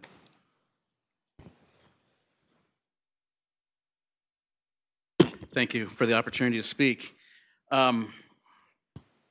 I initially was just going to talk about the soccer park parking, because I want to be perfectly clear that if we move forward with this, that this is for staff parking. This is not for game day event parking. There'll be no, they took it back. It's not going to happen at all. Good, okay. I was trying to prepare for a Sister Cities meeting, and every time I started to write, I'd look up again because I was shocked at what I was hearing. They are sending you a clear message. They're sending you a message that we're going to do what we want as long as we want to do it. This whole issue of curfew is not about sound. It's not about noise level. It has nothing to do with that. It has everything to do with there's $1.1 million in the contract for catering, pay us. $600,000 for taxes, pay us. There's a curfew in there as well, but we don't want that to apply. You want goodwill. You try to have goodwill.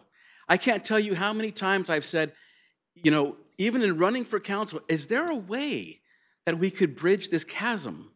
And every time you even have the notion of bridging it, you come back to these meetings and you say to yourself, how can I be a trusted partner? How can I hold up my end when for 4 years you haven't held up yours?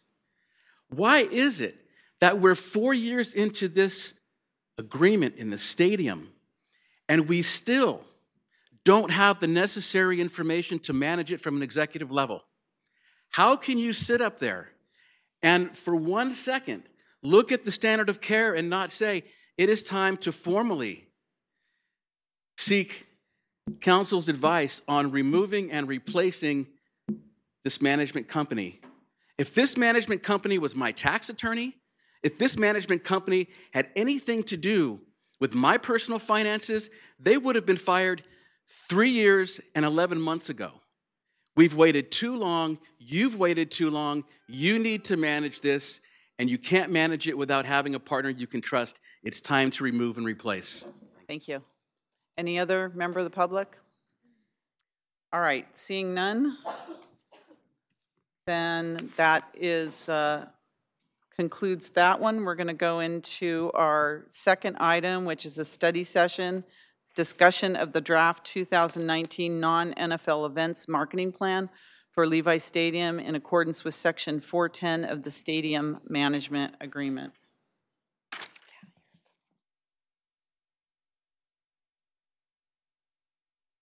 All right. So the goal for this study session portion of your agenda is to present the Stadium Authority's staff position on the management company's draft 2019 marketing plan. And we believe that it does not include the reasonable detail of the information required in the management agreement, and as discussed by us today. We want to receive your input for purposes of developing the draft plan with the hope of reaching mutual agreement, which is the requirement within the management agreement. Our next opportunity to provide an update for the board is on March 27th, when before you will be for your consideration adoption of the Stadium Authority budget for fiscal year 1920.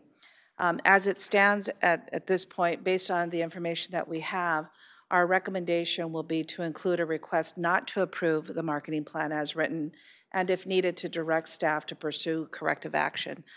We're hoping that with more input from the board today, that we'll have some strong information to share with the management company. We have a meeting scheduled for Thursday, which lends itself to a good opportunity to share with them firsthand your information. They may be tuned in tonight to hear directly what the board has to share with respect to our concerns about what's being proposed.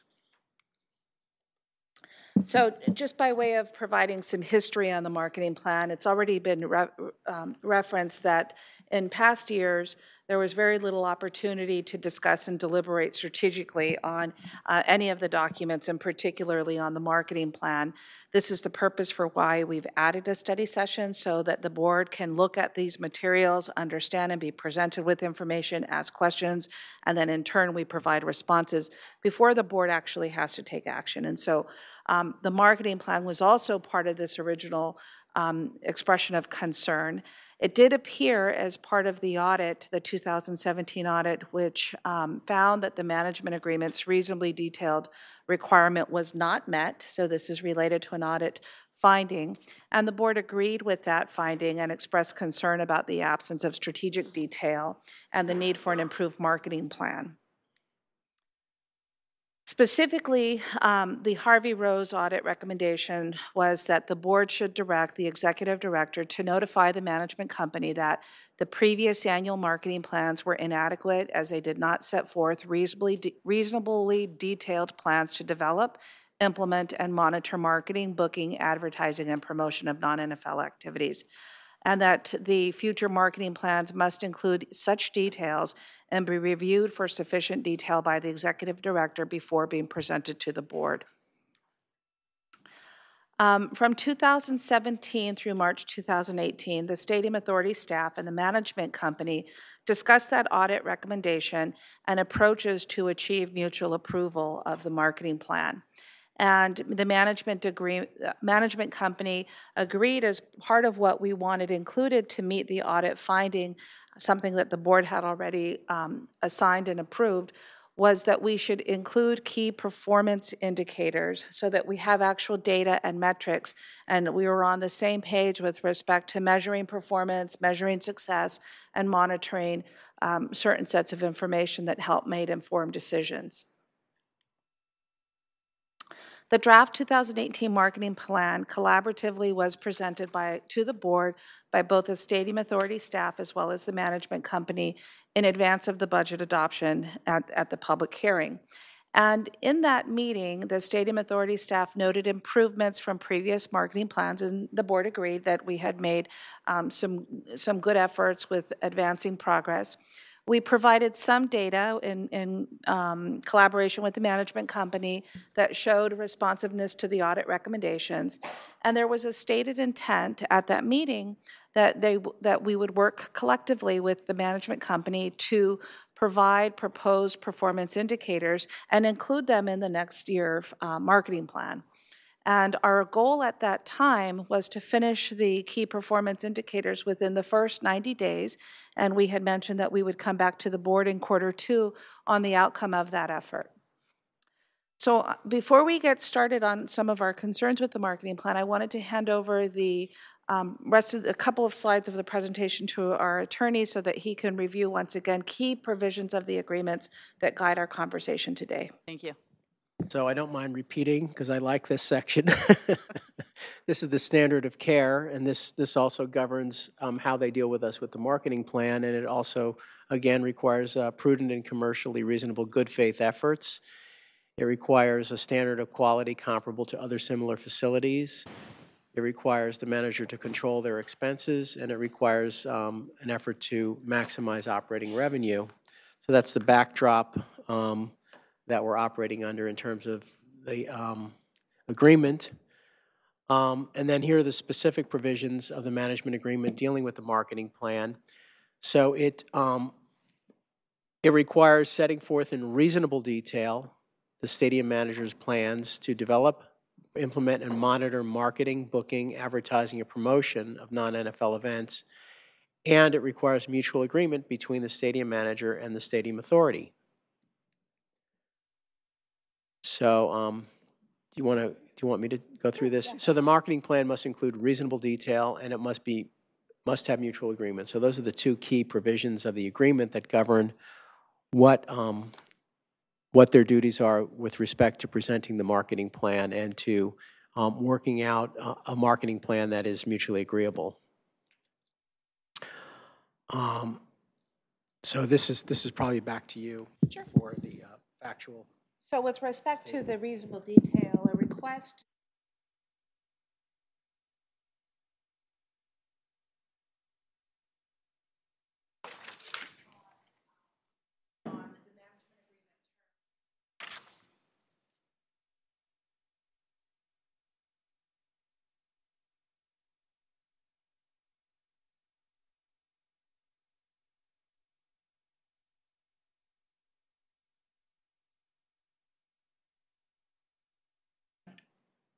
have a direct, my apologies, have a direct impact on the bottom line for the Stadium Authority.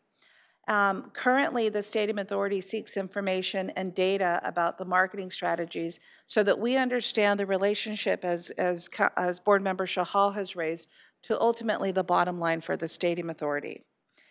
I think it's reasonable to just restate my comments around understanding the cost-benefit analysis with respect to strategies employed, the financial consequences is really important.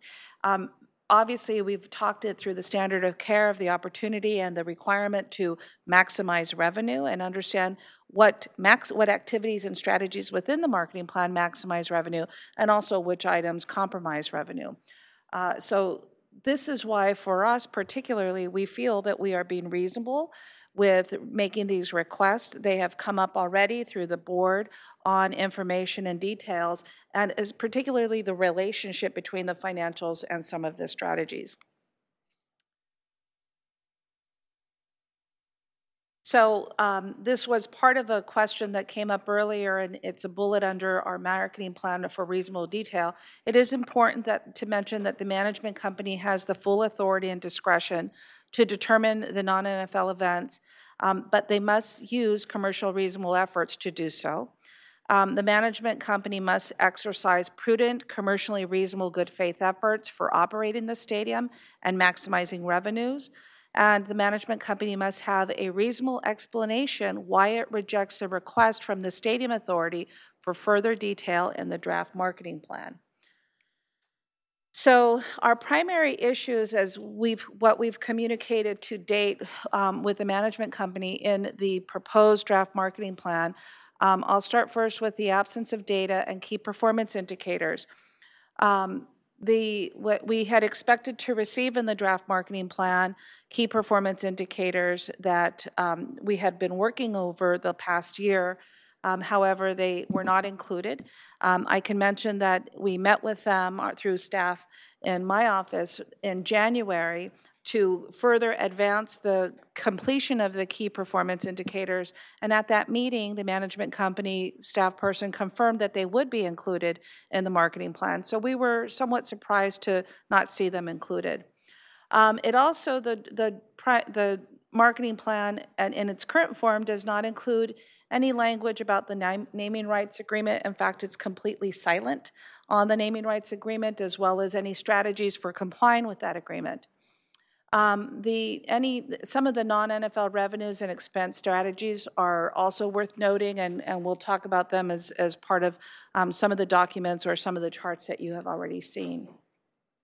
And then the practice on free tickets or any other promotions or giveaways, we think we're being reasonable with asking information about what are the strategies, how do we measure outcome, how do we understand the positive impact for maximizing revenue, and we can share with you why we feel we're being reasonable with some of our concerns. So in terms of KPIs, the KPIs are the method for tracking and measuring financial and operational goals, successes, and issues.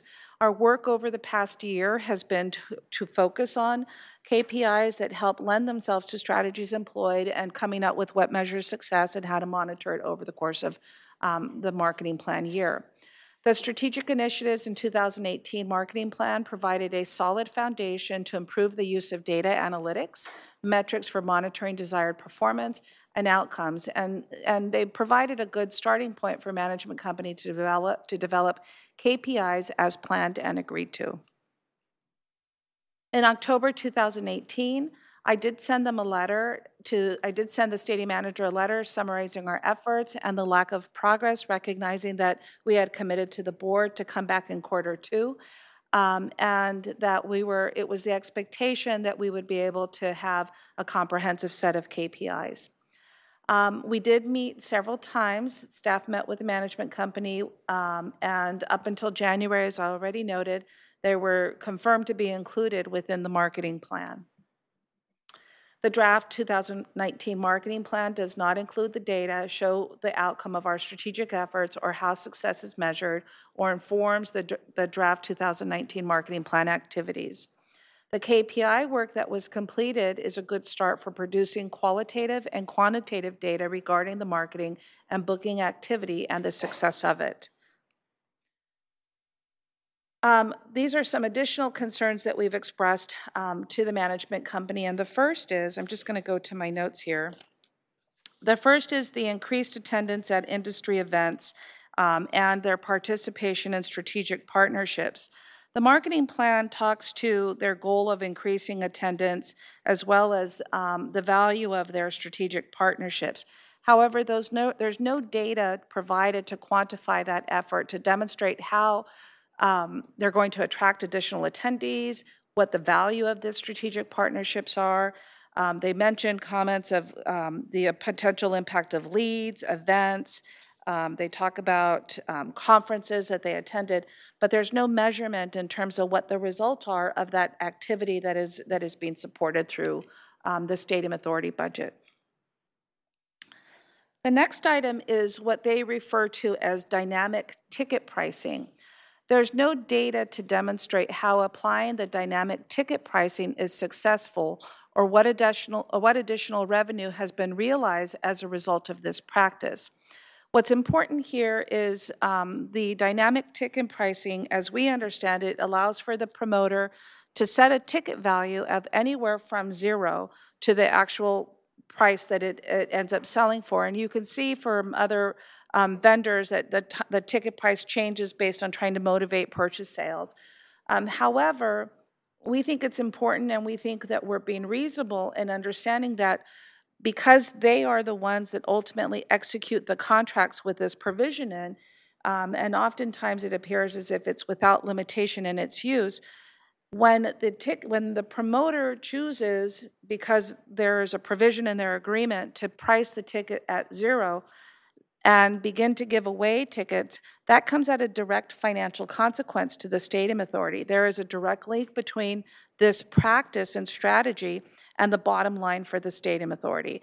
And so we think it's a reasonable request on our part to track that practice, to be informed what the positive value is for purposes of maximizing revenue when it's employed.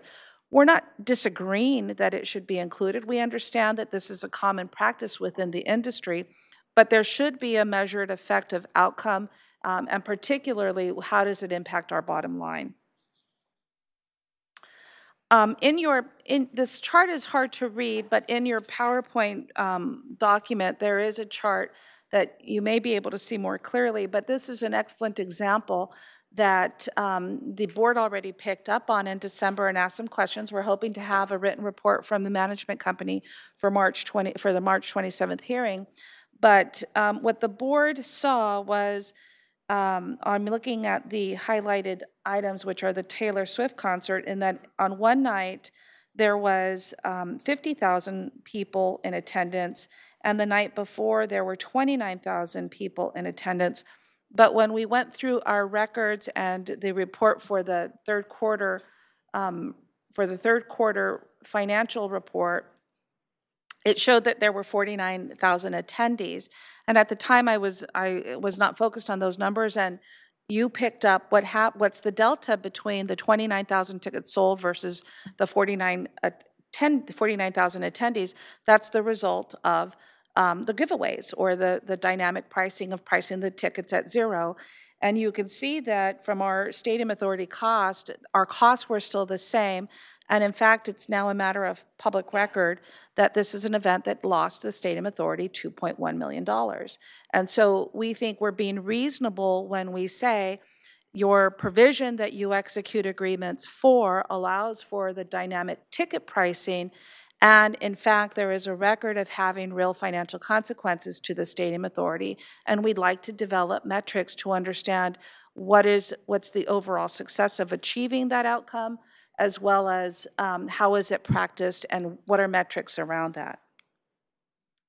The next area that we have that we'd like to have the performance measures and key data around is the incentivized multi-year agreements. Our position is there should be clear data that supports these efforts. The record already has demonstrated that management company entered into at least one multi-year agreement that did not produce revenue and in fact came in at a multi-million-dollar annual loss to the Stadium Authority. This presents, or I should just say above $1 million loss. This presents an example of where additional information about this strategic effort to enter into and create incentives for multi-year agreements is important to the Stadium Authority because of the financial outcomes. We think they are worthy of tracking this. This information is worthy of being tracked and understanding the measurable outcomes for the Stadium Authority's financial bottom line.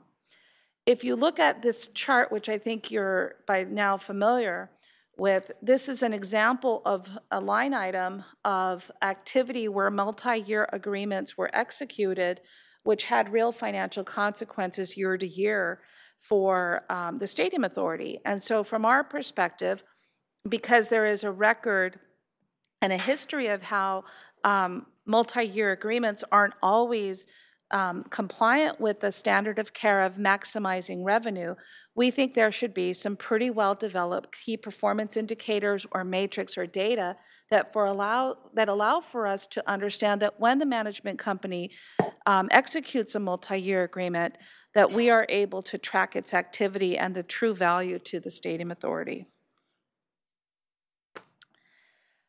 The next area that we raised was the naming rights agreement. And this is, the naming rights agreement is between the Stadium Authority and Levi Strauss, and it was entered into on May 9th, 2013. It's a 20-year agreement, and it has a total of $154.2 million for naming rights that are paid over the initial term by Levi's to the Stadium Authority. And on your right is just a chart of the contract year and the value year to year and how it's increased. The naming rights threshold agreement calls for 36 major events every 3 contract years. And a major event is defined as any non-NFL event with over 25,000 attendees. If less than 36 major events are held during any 3-year period, the Levi's receives a $15,000 credit times the difference between 36 and the actual number of major events held. We'll do some math on the next page to illustrate that applied. The management company would pay the Stadium Authority as liquidated damages the amount owed by the Stadium Authority to Levi's under the Second Amendment to the Management Agreement. So this is how we're trending for the 3-year period. From March 2014 through February 2017, major events were at 39. The Super Bowl counted for 1, for 8 major events. For March 2014 through February 2020, we are at 14 major events through February 2019. So we are 22 major events to hold from here to February 2020. We understand that there are 4 on the stadium events calendar, and so the potential exposure, if we do the applied formula, is roughly 270,000. This is a major driver. It's a major theme of we feel it should be a theme of the marketing plan. However, as I've already mentioned, the draft marketing plan was silent. Clearly, if there is a desire to comply with the threshold limits, there should be strategies mentioned in the marketing plan, and we feel we're being reasonable by asking for that information to be included.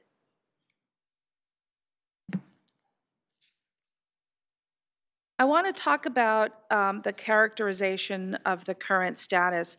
A lot has already come up with respect to the significant or drastic decrease in revenue, the lack of planned events to meet the threshold requirements and the naming rights, the areas of multi-year agreements that end up costing the stadium authority millions of dollars, as well as decisions made to add an event at the last minute that has real financial consequences.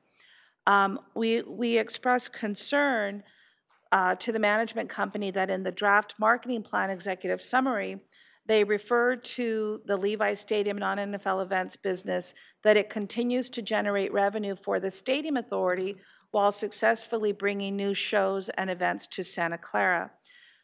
We thought that that was a statement that needed to be reevaluated in the context of the net revenues that they have presented, both for the current year of whereas before we were tracking between 4 million to 5.6 million. We are now, based on their record, tracking 750. And for fiscal year 1920, it's 175 if we use their number. And so we didn't think that the statement and the financial reality that they're presenting are consistent or in alignment. And so we wanted to make sure that the marketing plan, as well as the strategies and the data, supported the current conditions, recognizing all of what we've talked about and the serious nature of our concerns.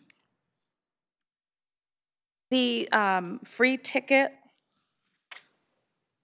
and other promotion giveaways, there's no metrics in the marketing plan that demonstrate how the practice of distributing free tickets or other promotion or giveaways achieve a favorable result in attracting other events, increasing stadium authority revenue, how the stadium authority could be compensated for the lost revenue, or issues around increased public safety cost. The stadium authority reasonably requested metrics about how these practices relate to how the management company books events and otherwise meets its duty under the standard of care. The effectiveness of the marketing plan to market and book non-NFL events at Levi Stadium does have a direct impact on our bottom line amount of stadium authority revenue and the amount paid to the general fund. So we're not talking event by event here in the marketing plan. We just want to understand the strategies towards our bottom line. In our efforts to seek response and to begin the conversation to try to reach a mutual agreement on the marketing plan, these were some of their responses directly from some email trail that went back and forth. The management company felt like we were confused on the appropriate information that is to be included in the marketing plan, and that they wanted us to be aware that they felt that we weren't understanding the threshold to develop and implement and monitor marketing, booking, or advertising and the promotion of non-NFL events. They did mention that it is not intended to be a reference manual on the basic economics of hosting ticketed events. I think we've stated the reasonableness of why we're concerned, and that we weren't looking for event-by-event financials, but rather just how their whole strategy impacts the bottom line. When we asked them about how comp tickets are used in major ticketed events, they explained that that was already explained to us. They offered if we would like further explanation of how comp tickets worked or scanned or versus per capita spending at different event types, that they'd be happy to sit down with us. But we're obviously, as we've looked at the year to year and just some of the financial impacts, we think that our question should be taken as reasonable and much more seriously responded to than an opportunity. We know about the ticketing pricing. We want to know what the outcome is of that deployment of strategy. They also mentioned that I asked them one last opportunity if they were refusing to provide information or to provide a draft. They confirmed they're not, which allows for us more time to address and hopefully reach a mutual agreement. But they were not planning on submitting a revised draft at this time. They have asked us to collect your input, and that if they review it, they will deem whether there is a potential issuance for a revised draft. And so your input today and your comments about your concerns, if staff is on the right track with respect to being reasonable to ask for this information, is very important. They also disagree. They've expressed that they disagree with our position and the reasonableness that we have put forward on these topics. They confirm that they do not plan to attend the meeting, but they're looking towards the board to provide input. So following the management agreement terms and the parties' discussion, the Stadium Authority reasonably requested and expects the marketing plan to include information about the key performance indicators that they already agreed to last year and that we worked on for the entire fiscal year, to include basic information related to the naming rights agreement and the metrics that certainly have threshold limits within that agreement, data about dynamic pricing for free tickets or other promotions, and the financial consequences, either positive or negative, as it relates to their strategies to continue to include that provision in their agreements. I think we've established in the budget presentation today how fragile the budget is and the reasonableness of asking for that information, as well as strategies being employed to advance favorable revenue conditions and overall success for the Stadium Authority. It is more important and effective for the draft 2019 marketing plan to acknowledge the actual context of the non-NFL revenues and expenses and remedy the projected net non-NFL revenue reduction and provide the data to substantiate this trend rather than to include a general statement regarding successes for which their own numbers aren't trending with.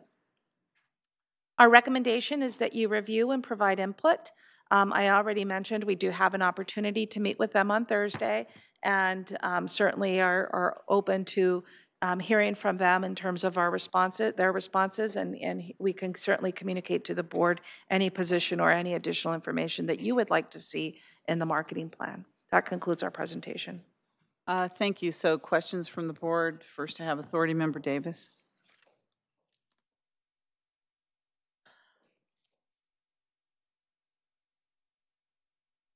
So, Stadium Authority Director, as to the 2018, it says marketing and business plan, and now we have in 2019 a marketing plan for non-affiliates. So I was wondering why we are not doing a business plan, or they think, and just from what you just reviewed, I understand why they're not doing the business.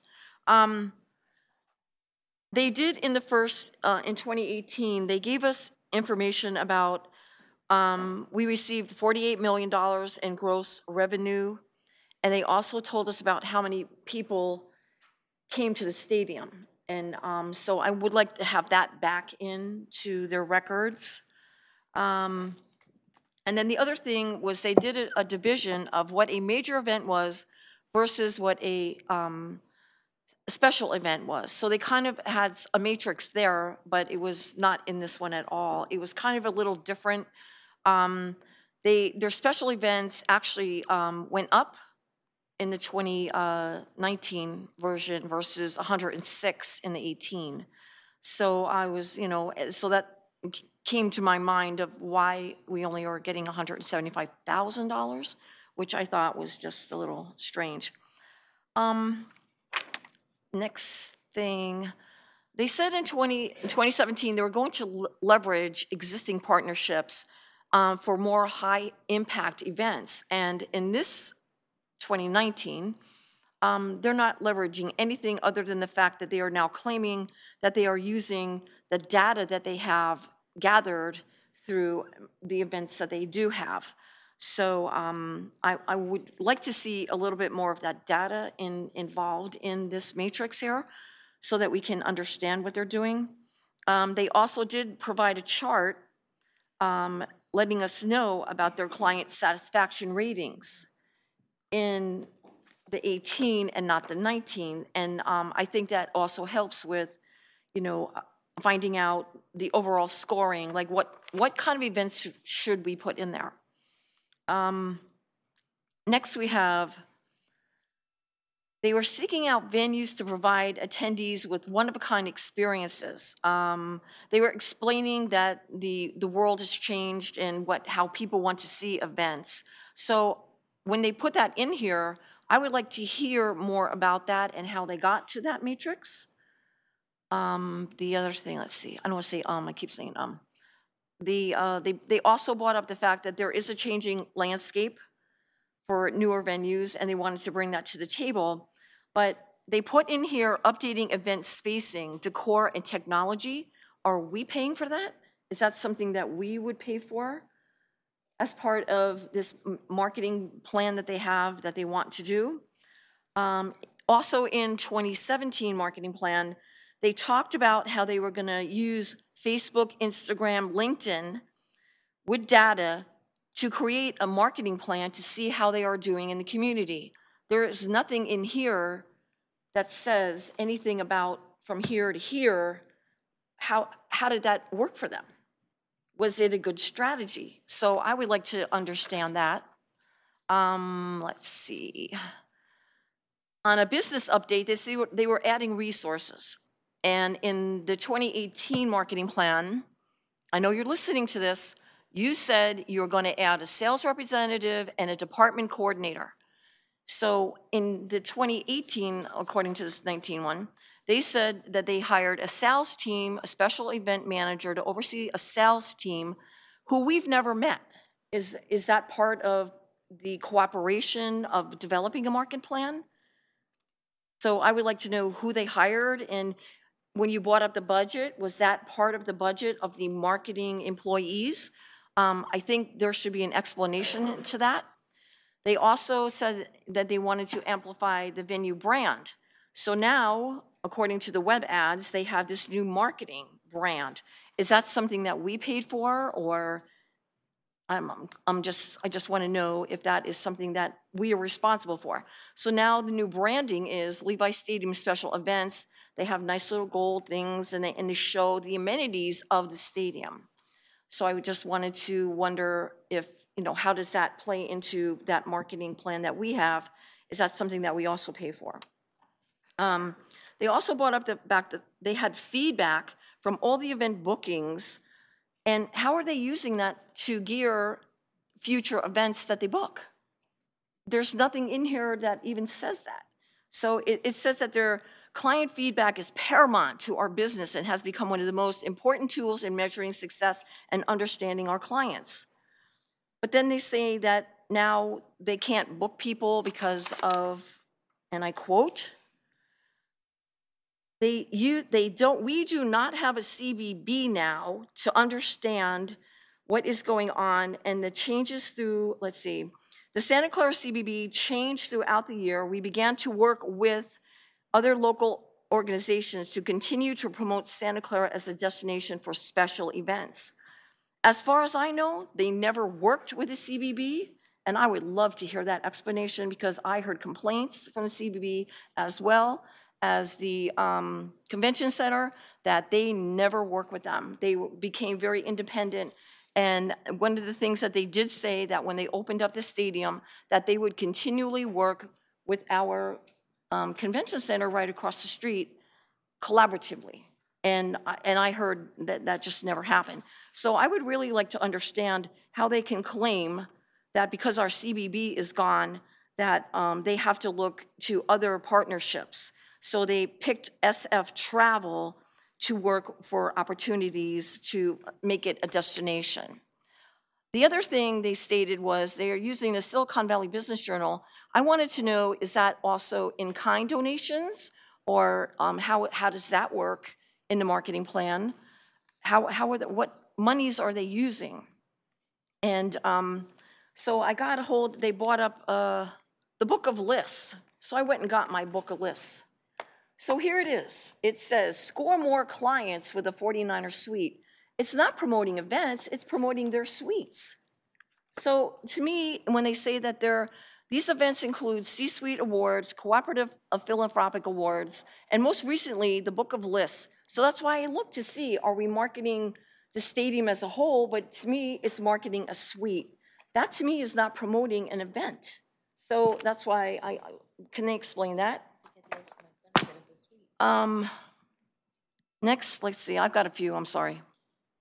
Then they also brought up the fact that they would like to look at other venues and industry professionals to continue to educate themselves.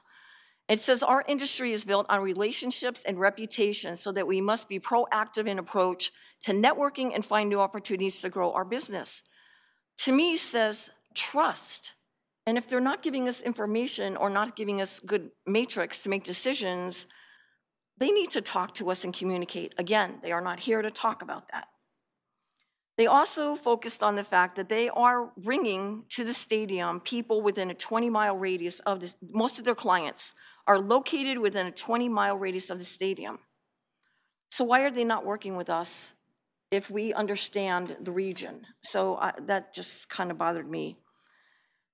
So another statement they made: without a CBB to partner with currently, we will look to other partnership opportunities to provide national exposure for not only Levi Stadium, but the Santa Clara region. As we continue to maintain strong relationships in the Bay Area, it is imperative that we look to national conferences for opportunities to host larger events and build our reputation. Again, if you're making that statement, how are you telling me that there's $175,000 coming to the budget? And then they gave you a list of, we hope to attend the following. So to me, this looks like a methodology for a CBB. Are they going, question, are they going into the CBB business? Is that their new strategy?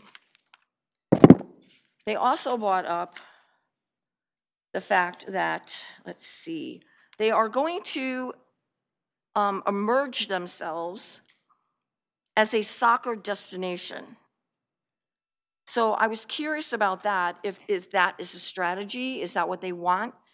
Because it says in a survey that, let's see, their SBLs, their major events, in a 2018 survey, 57% of the survey participants ranked major events extremely important, and 33 moderately important. So could they explain major events being what extreme? What is it the, I guess, the WrestleMania, or the, I just want them to explain how they got that statement. I don't understand what a major, because they're saying, with that in mind, our major event business underwent 3 significant changes. I would just, they have this verbiage here, but it doesn't really explain. They did explain a soccer destination, but what other things are they looking at in the marketing thing? Then the big one here. As of January 2019, we currently have 7 major events slated for 2019, anchored by the Rolling Stones. How do we get $750,000 if there are 7 booked? So, and you addressed one of these other ones. And then last but not least, my favorite. They are claiming that they cannot build or do anything because of our, what they agreed to is the curfew. Again, it was in the development agreement, and they were going to be good partners, and now they're saying that they can't book these events, and because of, they cannot, let's see. Furthermore, we will work to review the curfew policies with the City of Santa Clara and associated partners in order to realign an event calendar to set up a new host, attractive events community, yada, yada, yada. But they're saying that our policies are not working for them. So they want to work with a flexible event schedule. But then again, we did the, it was the consultant went out to the area that was impacted, and they identified things that we needed to fix. Not one person really kind of brought up the curfew. They were more concerned about the impact it had to the neighborhoods. So if they want to work with us, I think that if the people are going to be satisfied with what's happening around the stadium, that maybe we could look at the curfews, and maybe people would be more amenable to it. But I don't think that if they're not going to work with us, that we're really not going to get anywhere. And last but not least, their conclusion. What additional risks have they come up with that we are facing? I would like to have that better explained to me. Additional risks, what are they? What are they saying? Because in here, last year, they seemed to love us. In their conclusion, they were working with us. They were entertaining different levels and capacities and how the economic impact would leverage the stadium as driving community engagement. But then now they're saying that we have additional risks. So I would like an explanation on that one. And that concludes my questions. Thank you. Thank you. Authority Member Hardy?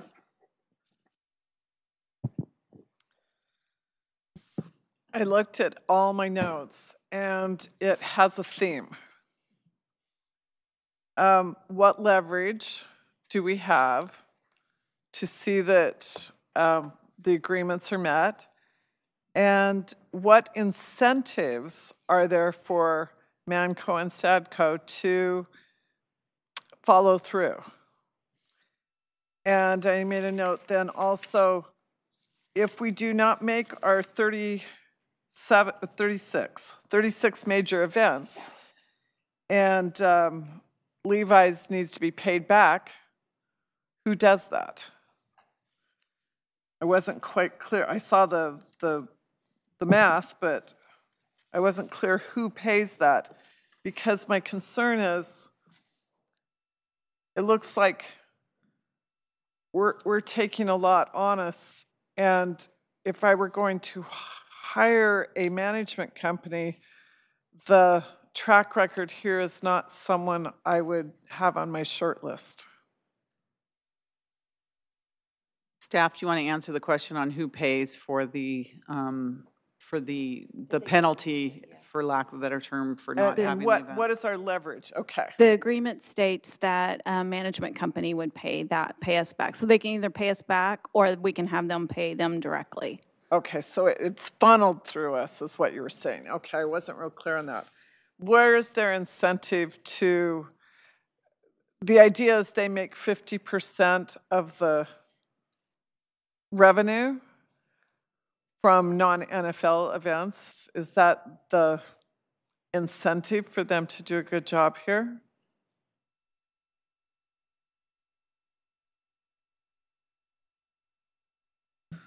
Under the agreement, they receive a management fee, and it's articulated. We'll look for the page in the budget. However, it's worth noting the relationship between promotions, as Board Member Davis, with respect to suites and premiums. We don't understand that relationship in terms of additional revenue, if any. It's on page 30 in the budget document. If you want to look, we actually did a table to show you what their fee is and then if they went over the incentive. On first item. Or in the actual budget document. in the back on page 30. That goes back to the first one, because that one only goes to 21. Page 30. Can you just read the number into the record? I believe it has an incremental increase multiplier each year. It's 3%.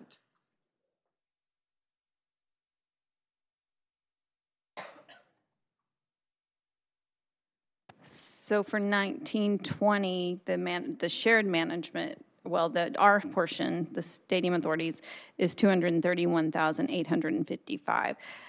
It started at $400,000 for both, so $200,000 for the stadium authority, and that increases by 3% annually. So by 1920, our portion is $231,855.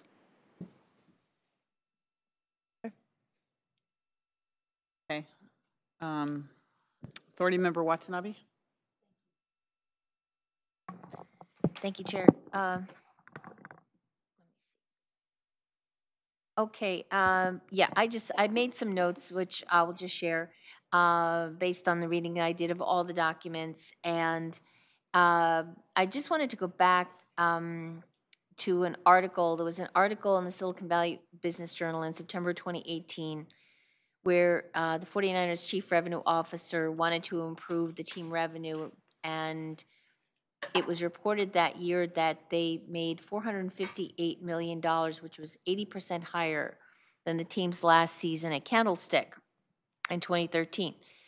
And, you know, when you see how they're taking care of themselves, but at the same time, they're supposed to be working with us and finding ways to make the stadium successful. I mean, what are they doing to make non-NFL events more successful? Why it seems like the focus is all on the 49ers, and it's not a partnership. I mean, just based on that alone, I mean, it's indicative of not being a partnership. Another thing I wanted to point out is another article that was shared with us regarding an ESPN report that came out in December of last year, and it was a cleanliness study done in 2016-17 regarding the cleanliness of stadiums all over the country, and there were actually 107 were reviewed.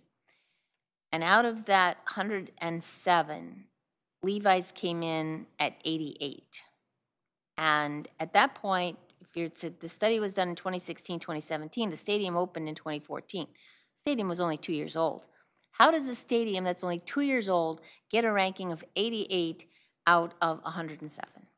And so when they talk about, marketing this asset, this billion-dollar asset that's right here in our city, when you have those kinds of numbers, how do you draw the kinds of events that are going to make this asset successful? So, yeah, because the council member or board member Davis was talking about the marketing that they're doing, the outreach and the travel that they're doing. Well, that's great, but people know how to Google, people know how to search, and this information is out there very readily. And so, if you're trying to draw, class events, to make this stadium successful, if this kind of information is out there, how does that impact your effect in making, drawing, good events into the stadium? And the other thing is, a lot of these stadiums, the stadium that was number one on the list was Oracle. How old is Oracle? So you have to wonder, when they talk about what the life cycle is, when they go out there to, bring in business into the stadium, it's definitely going to take a lot longer, unless changes are made. And I would like to know, number one, are they aware that this study was done by ESPN and very sports-minded? And are they making, and if they are aware, are they making changes as a result of it? And the thing is, they talk about, again, talking about the quality of the bids, being increased. If the quality of the bids is being increased, why is the Stadium Authority only making $750,000? So that's a concern, because that doesn't make sense. That seems to contradict. That's a contradictory statement, and then going back to, again, about the community study that was done and the comments that came about as regarding the curfew. There was discussion about options that the community was open to. And so, but instead of trying to work with us, it just seems like the Stadium Authority is constantly made to look like the bad guy. And we can't, we have a long-term agreement here with this stadium, and we need to come to the table and figure out a way to make this successful, because the numbers that have been presented tonight are very disconcerting, and there's no excuse for it. Frankly, there's no excuse for it. There's no reason why there's only one party that seems to be getting the major benefit out of this asset, and the people, that the city. I mean, we're here representing the city. We're supporting the city, looking out for the best interests of the city. And why are we the ones that are suffering and coming out on the short end in the long run? So So those are just my comments. So thank you very much. Thank you. Authority Member Chahal? Thank you, Chair. A lot has been said. I'll just recap some of the points which I would like to highlight. Like they mentioned that data-driven marketing plans. So I'm not sure what do they really mean by it. Like if we have a history of last 4 or 5 years, and we have a really pretty good data, like about our loss-making or profit-making events, so that should really reflect into the plan with the facts. Okay, this is what happened in the past, and this is what we are trying to do this year and the coming years. So that data-driven has to be very objective data-driven so that we have some really good facts. And that should also lead us to eliminate the events which are loss-making. And I know they signed some multi-year agreement clauses with some loss-making events. How do we control that? That's my another option. Like, how can we make sure that those events do not have multi-year loss-making history? So they made loss in last 2 years, and they are making projected to have 5-year contract. So it means we will be making losses for next 3 years. So how do we control that? Like, we should suggest them some terms and condition. Do not enter into long-term contracts, 1 year, 2 year. And from that perspective, I would like to suggest something to the board and to the staff. None of us over here is a sports marketing expert.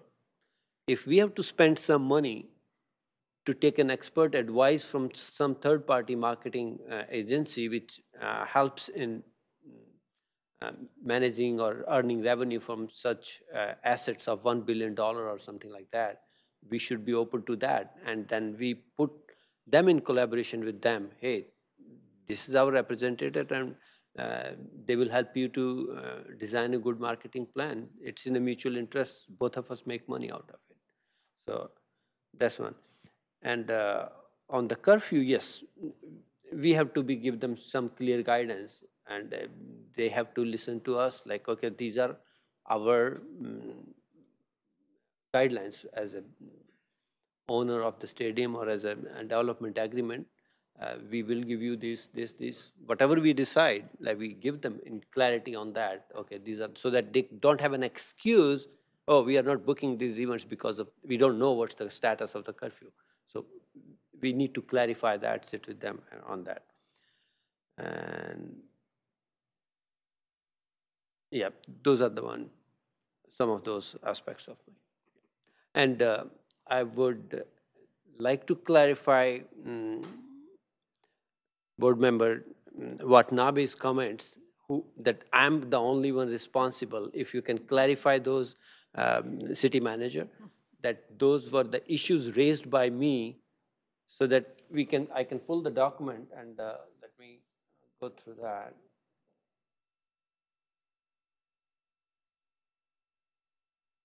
I don't really think that's necessary. We all gave what our goals were, our individual goals, and I think Authority Member Chahal, you had your individual goals.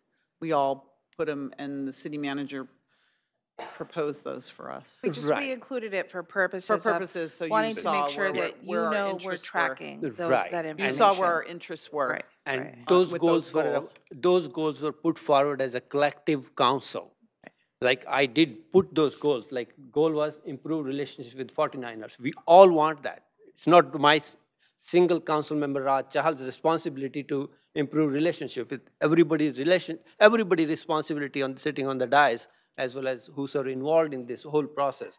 Because I was not a major J supporter, but ultimately this is a $1 billion asset. And if we do not have that relationship and we are not making money out of it, it's detrimental to each one of us, each one of the residents of the city. So that's why I put out that goal, and it applies to all of us. I will do my part on it, but it's a collective responsibility. And second was I just want to say, I've been here less than a year and a half, but I have only heard the board say that they want a good partner to work with, and that has been a message all along. We need a good partner, and we've identified the areas where we feel we are being reasonable, and we need to hear from our partner with respect to those issues. And I think I really need to share that, at a meeting that I was at with them, I personally made the statement to them that the way to improve this relationship is to give us reliable information that we can give to the board. If we get information that we can trust and pass that on to you, then we will. And that will help build the trust back between the 49ers and the city government. And then what happened after that? Nothing. We didn't get the information. I mean, they were very encouraging. They said, yes, we're happy to hear what you said. We never heard anybody say that before. And then what do we get with this budget process and this marketing plan process? We get stony silence. And there's nobody here to even talk for them. So, I mean, we are doing our level best to improve the relationship. And I think it's pretty clear to everybody here, they're not even here to defend their own position. So, it's the ball is in their court to improve the relationship. We have made gestures. We have done everything we can. All of our requests have been reasonable. And I think, to the extent any of you can get them to understand that the only real way to improve the relationship is to provide good faith information, good faith relations, and real information that's reliable and not changing all the time, then yeah, obviously that will improve the relationship. But we do our best. And that's exactly what I'm saying. It's not only Raj Chahal's responsibility, it's collective responsibility of all of us to make I think we're doing our darndest, and I think we are acting in good faith, and I don't think we're asking for anything unreasonable. So I think we're doing our part. It's the ball's in their court. If they want the relationship to improve, then start improving it. Thank you. Authority Member Chahal, do you have any other comments? Thanks. All right. Authority Member O'Neill, are you still with us? Yes, I'm still here. Hi. Do you have any comments as I look at the ceiling? Do you have comments? Well, on the agree marketing with a lot plan. of what's been said, and I think it's just repeating the obvious, like and I realize that with marketing, there's a bit of wizardry to it, but there is these days almost every decision, and particularly even from a football team's perspective, everything is kind of data driven, and how they select a player or a coach or who they choose to invest in. And I think that's where their experience has been in that kind of operation, and I think we're seeing that they were perhaps a little less experienced in bringing a same approach to running particularly the non-NFL event side of the stadium. So I think we have a long way to go. I hope we can find a way to get there together. I was encouraged though to see inclusion of mention of cricket as a possible future event for the stadium. So for me, that's a little bit of progress. Thank you. You don't ask for much, do you? So thank you. So I'm just going to make some comments. I agree with you. I think that a lot of this should be data-driven information. We have 5 years behind us, and it's only recently that in the last year, or less than a year, that we've been able to even get data on the financial success of any particular type of events. And so, but they have 5 years of information in terms of which events are financially successful and which events aren't. What we don't know is all their sponsorship money, all their, whatever they're doing in their way of making money. That's not transparent to us at all. But what we know is what events work for the stadium authority and ultimately the city in terms of the general fund, and which ones make money and which ones lose money. And I think Authority Member O'Neill, you sort of hit it on the head. I think that we had a management company that came in with no experience in this, and we're showing evidence of that now. that they had no experience. The marketing plan is very elementary, and it's not indicative of any kind of data in a marketing plan or the indicators that we need, to show that they really understand, how to manage this facility from a marketing standpoint. I'm not getting it at all. I feel like, some of the things that they're talking about, that's nice. They attend all these meetings and conferences and they talk to a lot of people. But what we're interested in is results. What, not leads you had. How are you getting these results, and how does that translate into, managing this public facility? There's so many things missing from the marketing plan. That's why I don't think we can support the marketing plan, because of all the things that are missing. But some of the interesting things that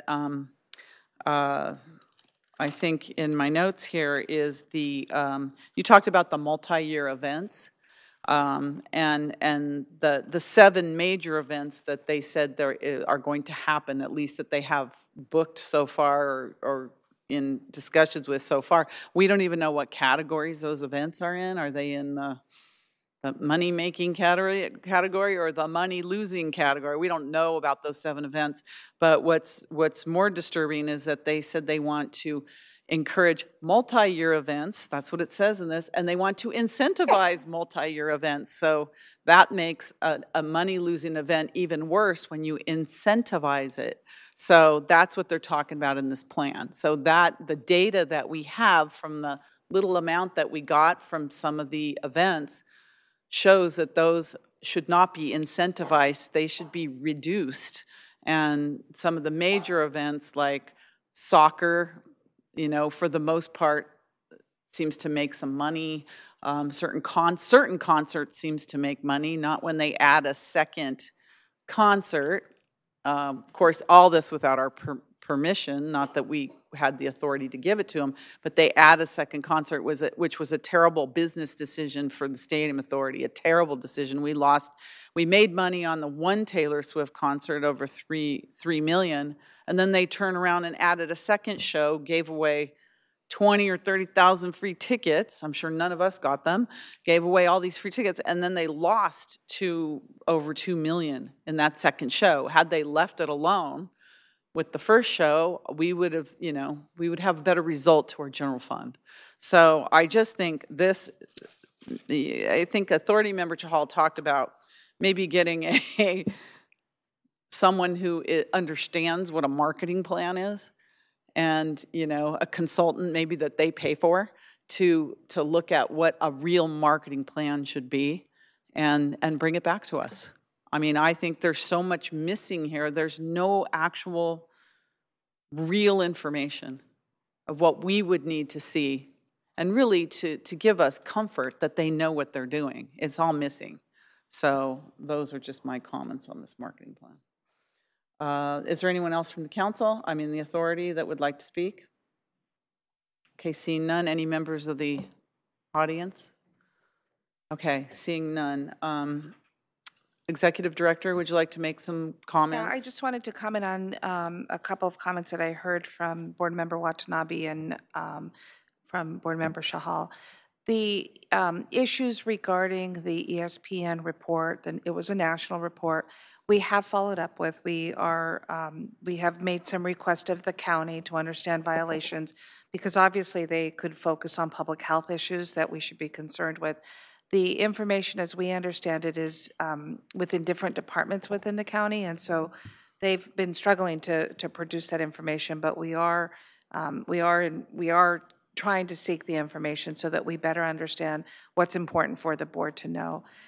The other is while this is a different marketing plan given with respect to the convention center, and we've talked about what's unique here, just given the different nature of industry.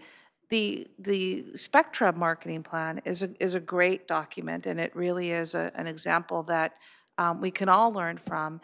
And we've already talked internally about making it available to the management company, just as an example of what a professional marketing plan looks like, recognizing that there's a slightly different targeted audience, but in terms of its overall framework for a well-developed marketing plan, that's a good one. And given that they're our new operator for a significant facility within town, we thought that that was worth raising with them, that this is something that met our needs. Thank you. I also wanted to mention, because I failed to mention in my comments, the curfew that we have now. And I just wanted to remind those members that brought it up, Authority Member Hall, is that this was a condition of development, and it's been in effect since 2014. So, well, the stadium wasn't up till 14. So 2014. So it's been there, and it was a condition, especially for the neighborhoods, so that they could have a peace of mind during the weekdays for their quality of life.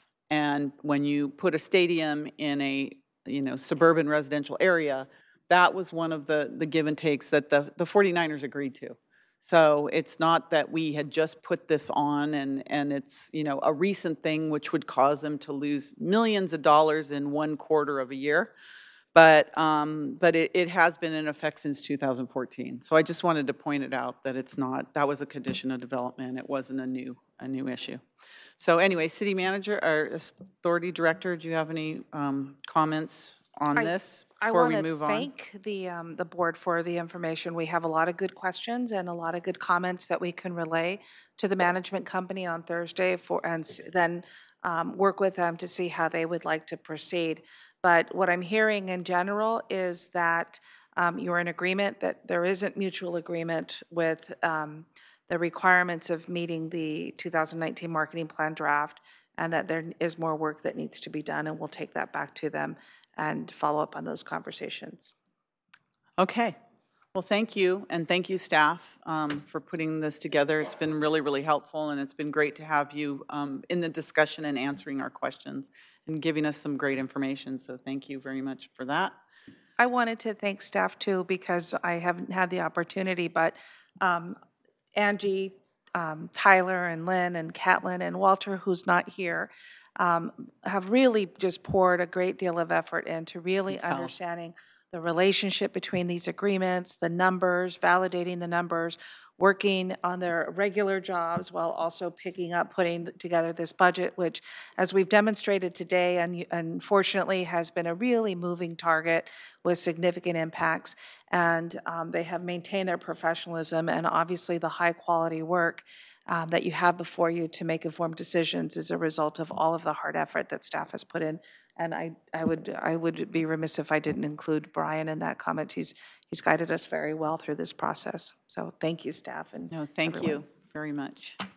Okay, we're moving on now to continuances and exceptions. Do we have any? Seeing none, move on to our special order of business. And as a special order of business this evening, I would like to announce that March is Women's History Month. Since then, Women's History Month has been an annual, was first recognized by Congress in 1987, and since then, Women's History Month has been an annual celebration of the contributions of American women to history, culture, and society. Throughout our nation's history, women have risked their lives to secure the rights of their people, of workers, and their fellow women. Women's History Month serves as an important reminder to reflect and recognize the perseverance of women and how they have fought so hard for justice and equality. This month, we celebrate the social, economic, cultural, and political achievements of women. In honor of Women's History Month, the City of Santa Clara is proclaiming the month of March as Women's History Month, and I just wanted to show the proclamation here. I don't think there's anyone here. Raj, would you like to give this to us?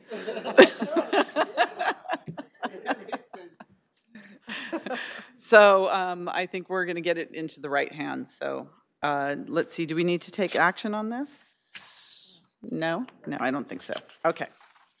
Thank you. Consent calendar. We have one item on the consent calendar, action on the bills and claims. Is there a motion? Motion to approve.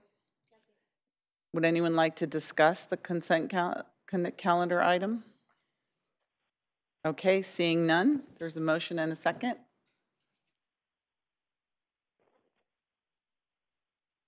Please register your vote. And O'Neill votes yes.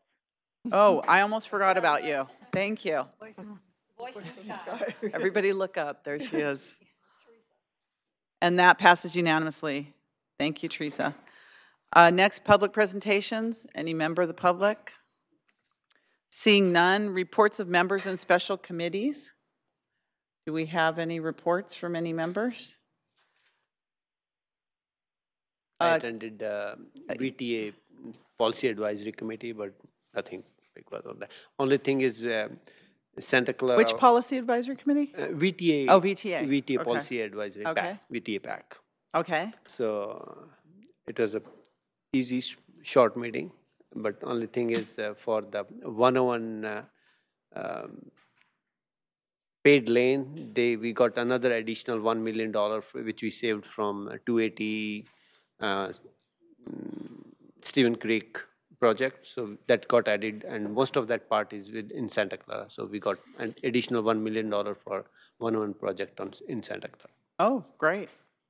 Okay. Thank you for that. Thank you for that. Anyone else? Yes. Watanabe? Yes, thank you. I just wanted to say, I know we have an adjournment, but in honor of the incident in New Zealand, but I just wanted to say that I attended the Santa Clara University, the student ministry had an event last night, and Supervisor Susan Ellenberg and also our wonderful Rabbi Yigal Rosenberg was there as well, and they both spoke. And I spoke to the organizers afterwards to let them know that I was there on behalf of the city and that, you know, we stand with them and support them. So it was a really lovely event. They were really taken back by the attendance by the community, and it was really, really, really very nice event. Great, and thank you for attending on our behalf. We appreciate that. Let's see, Executive Director report. Just a couple of corrections to the tentative meeting agenda calendar that's in your packet. March 26th is going to be a very light meeting and I will not be in attendance. I will actually be at Levi Stadium that evening, but we have received a request on the Gateway Crossing project to remove that, and that it will be renoticed for the appropriate date. And then, given the moving parts with the budget, I had a chance to talk with our finance director today. On the 27th, we were due to bring back a financial status report for the third quarter for the Stadium Authority.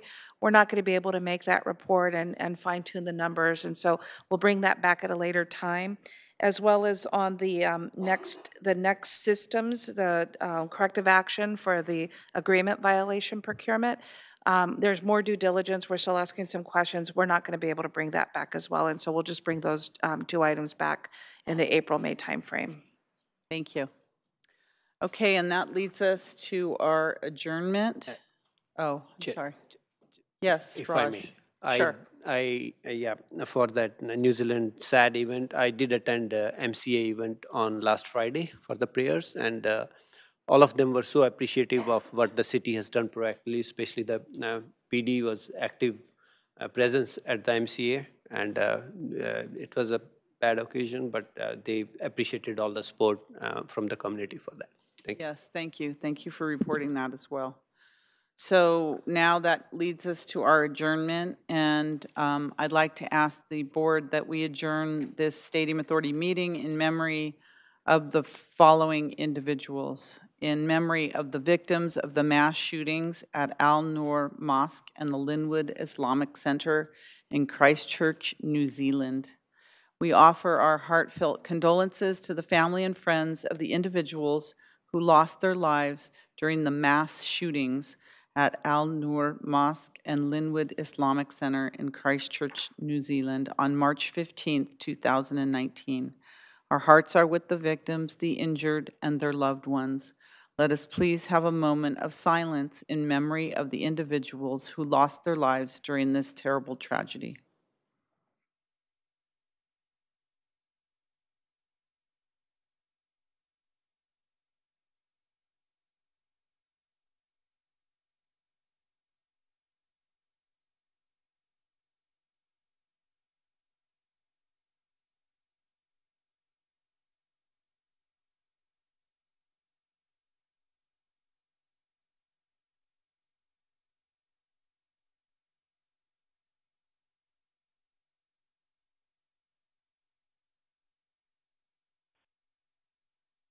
So we have a motion and a second for adjournment. Motion to adjourn.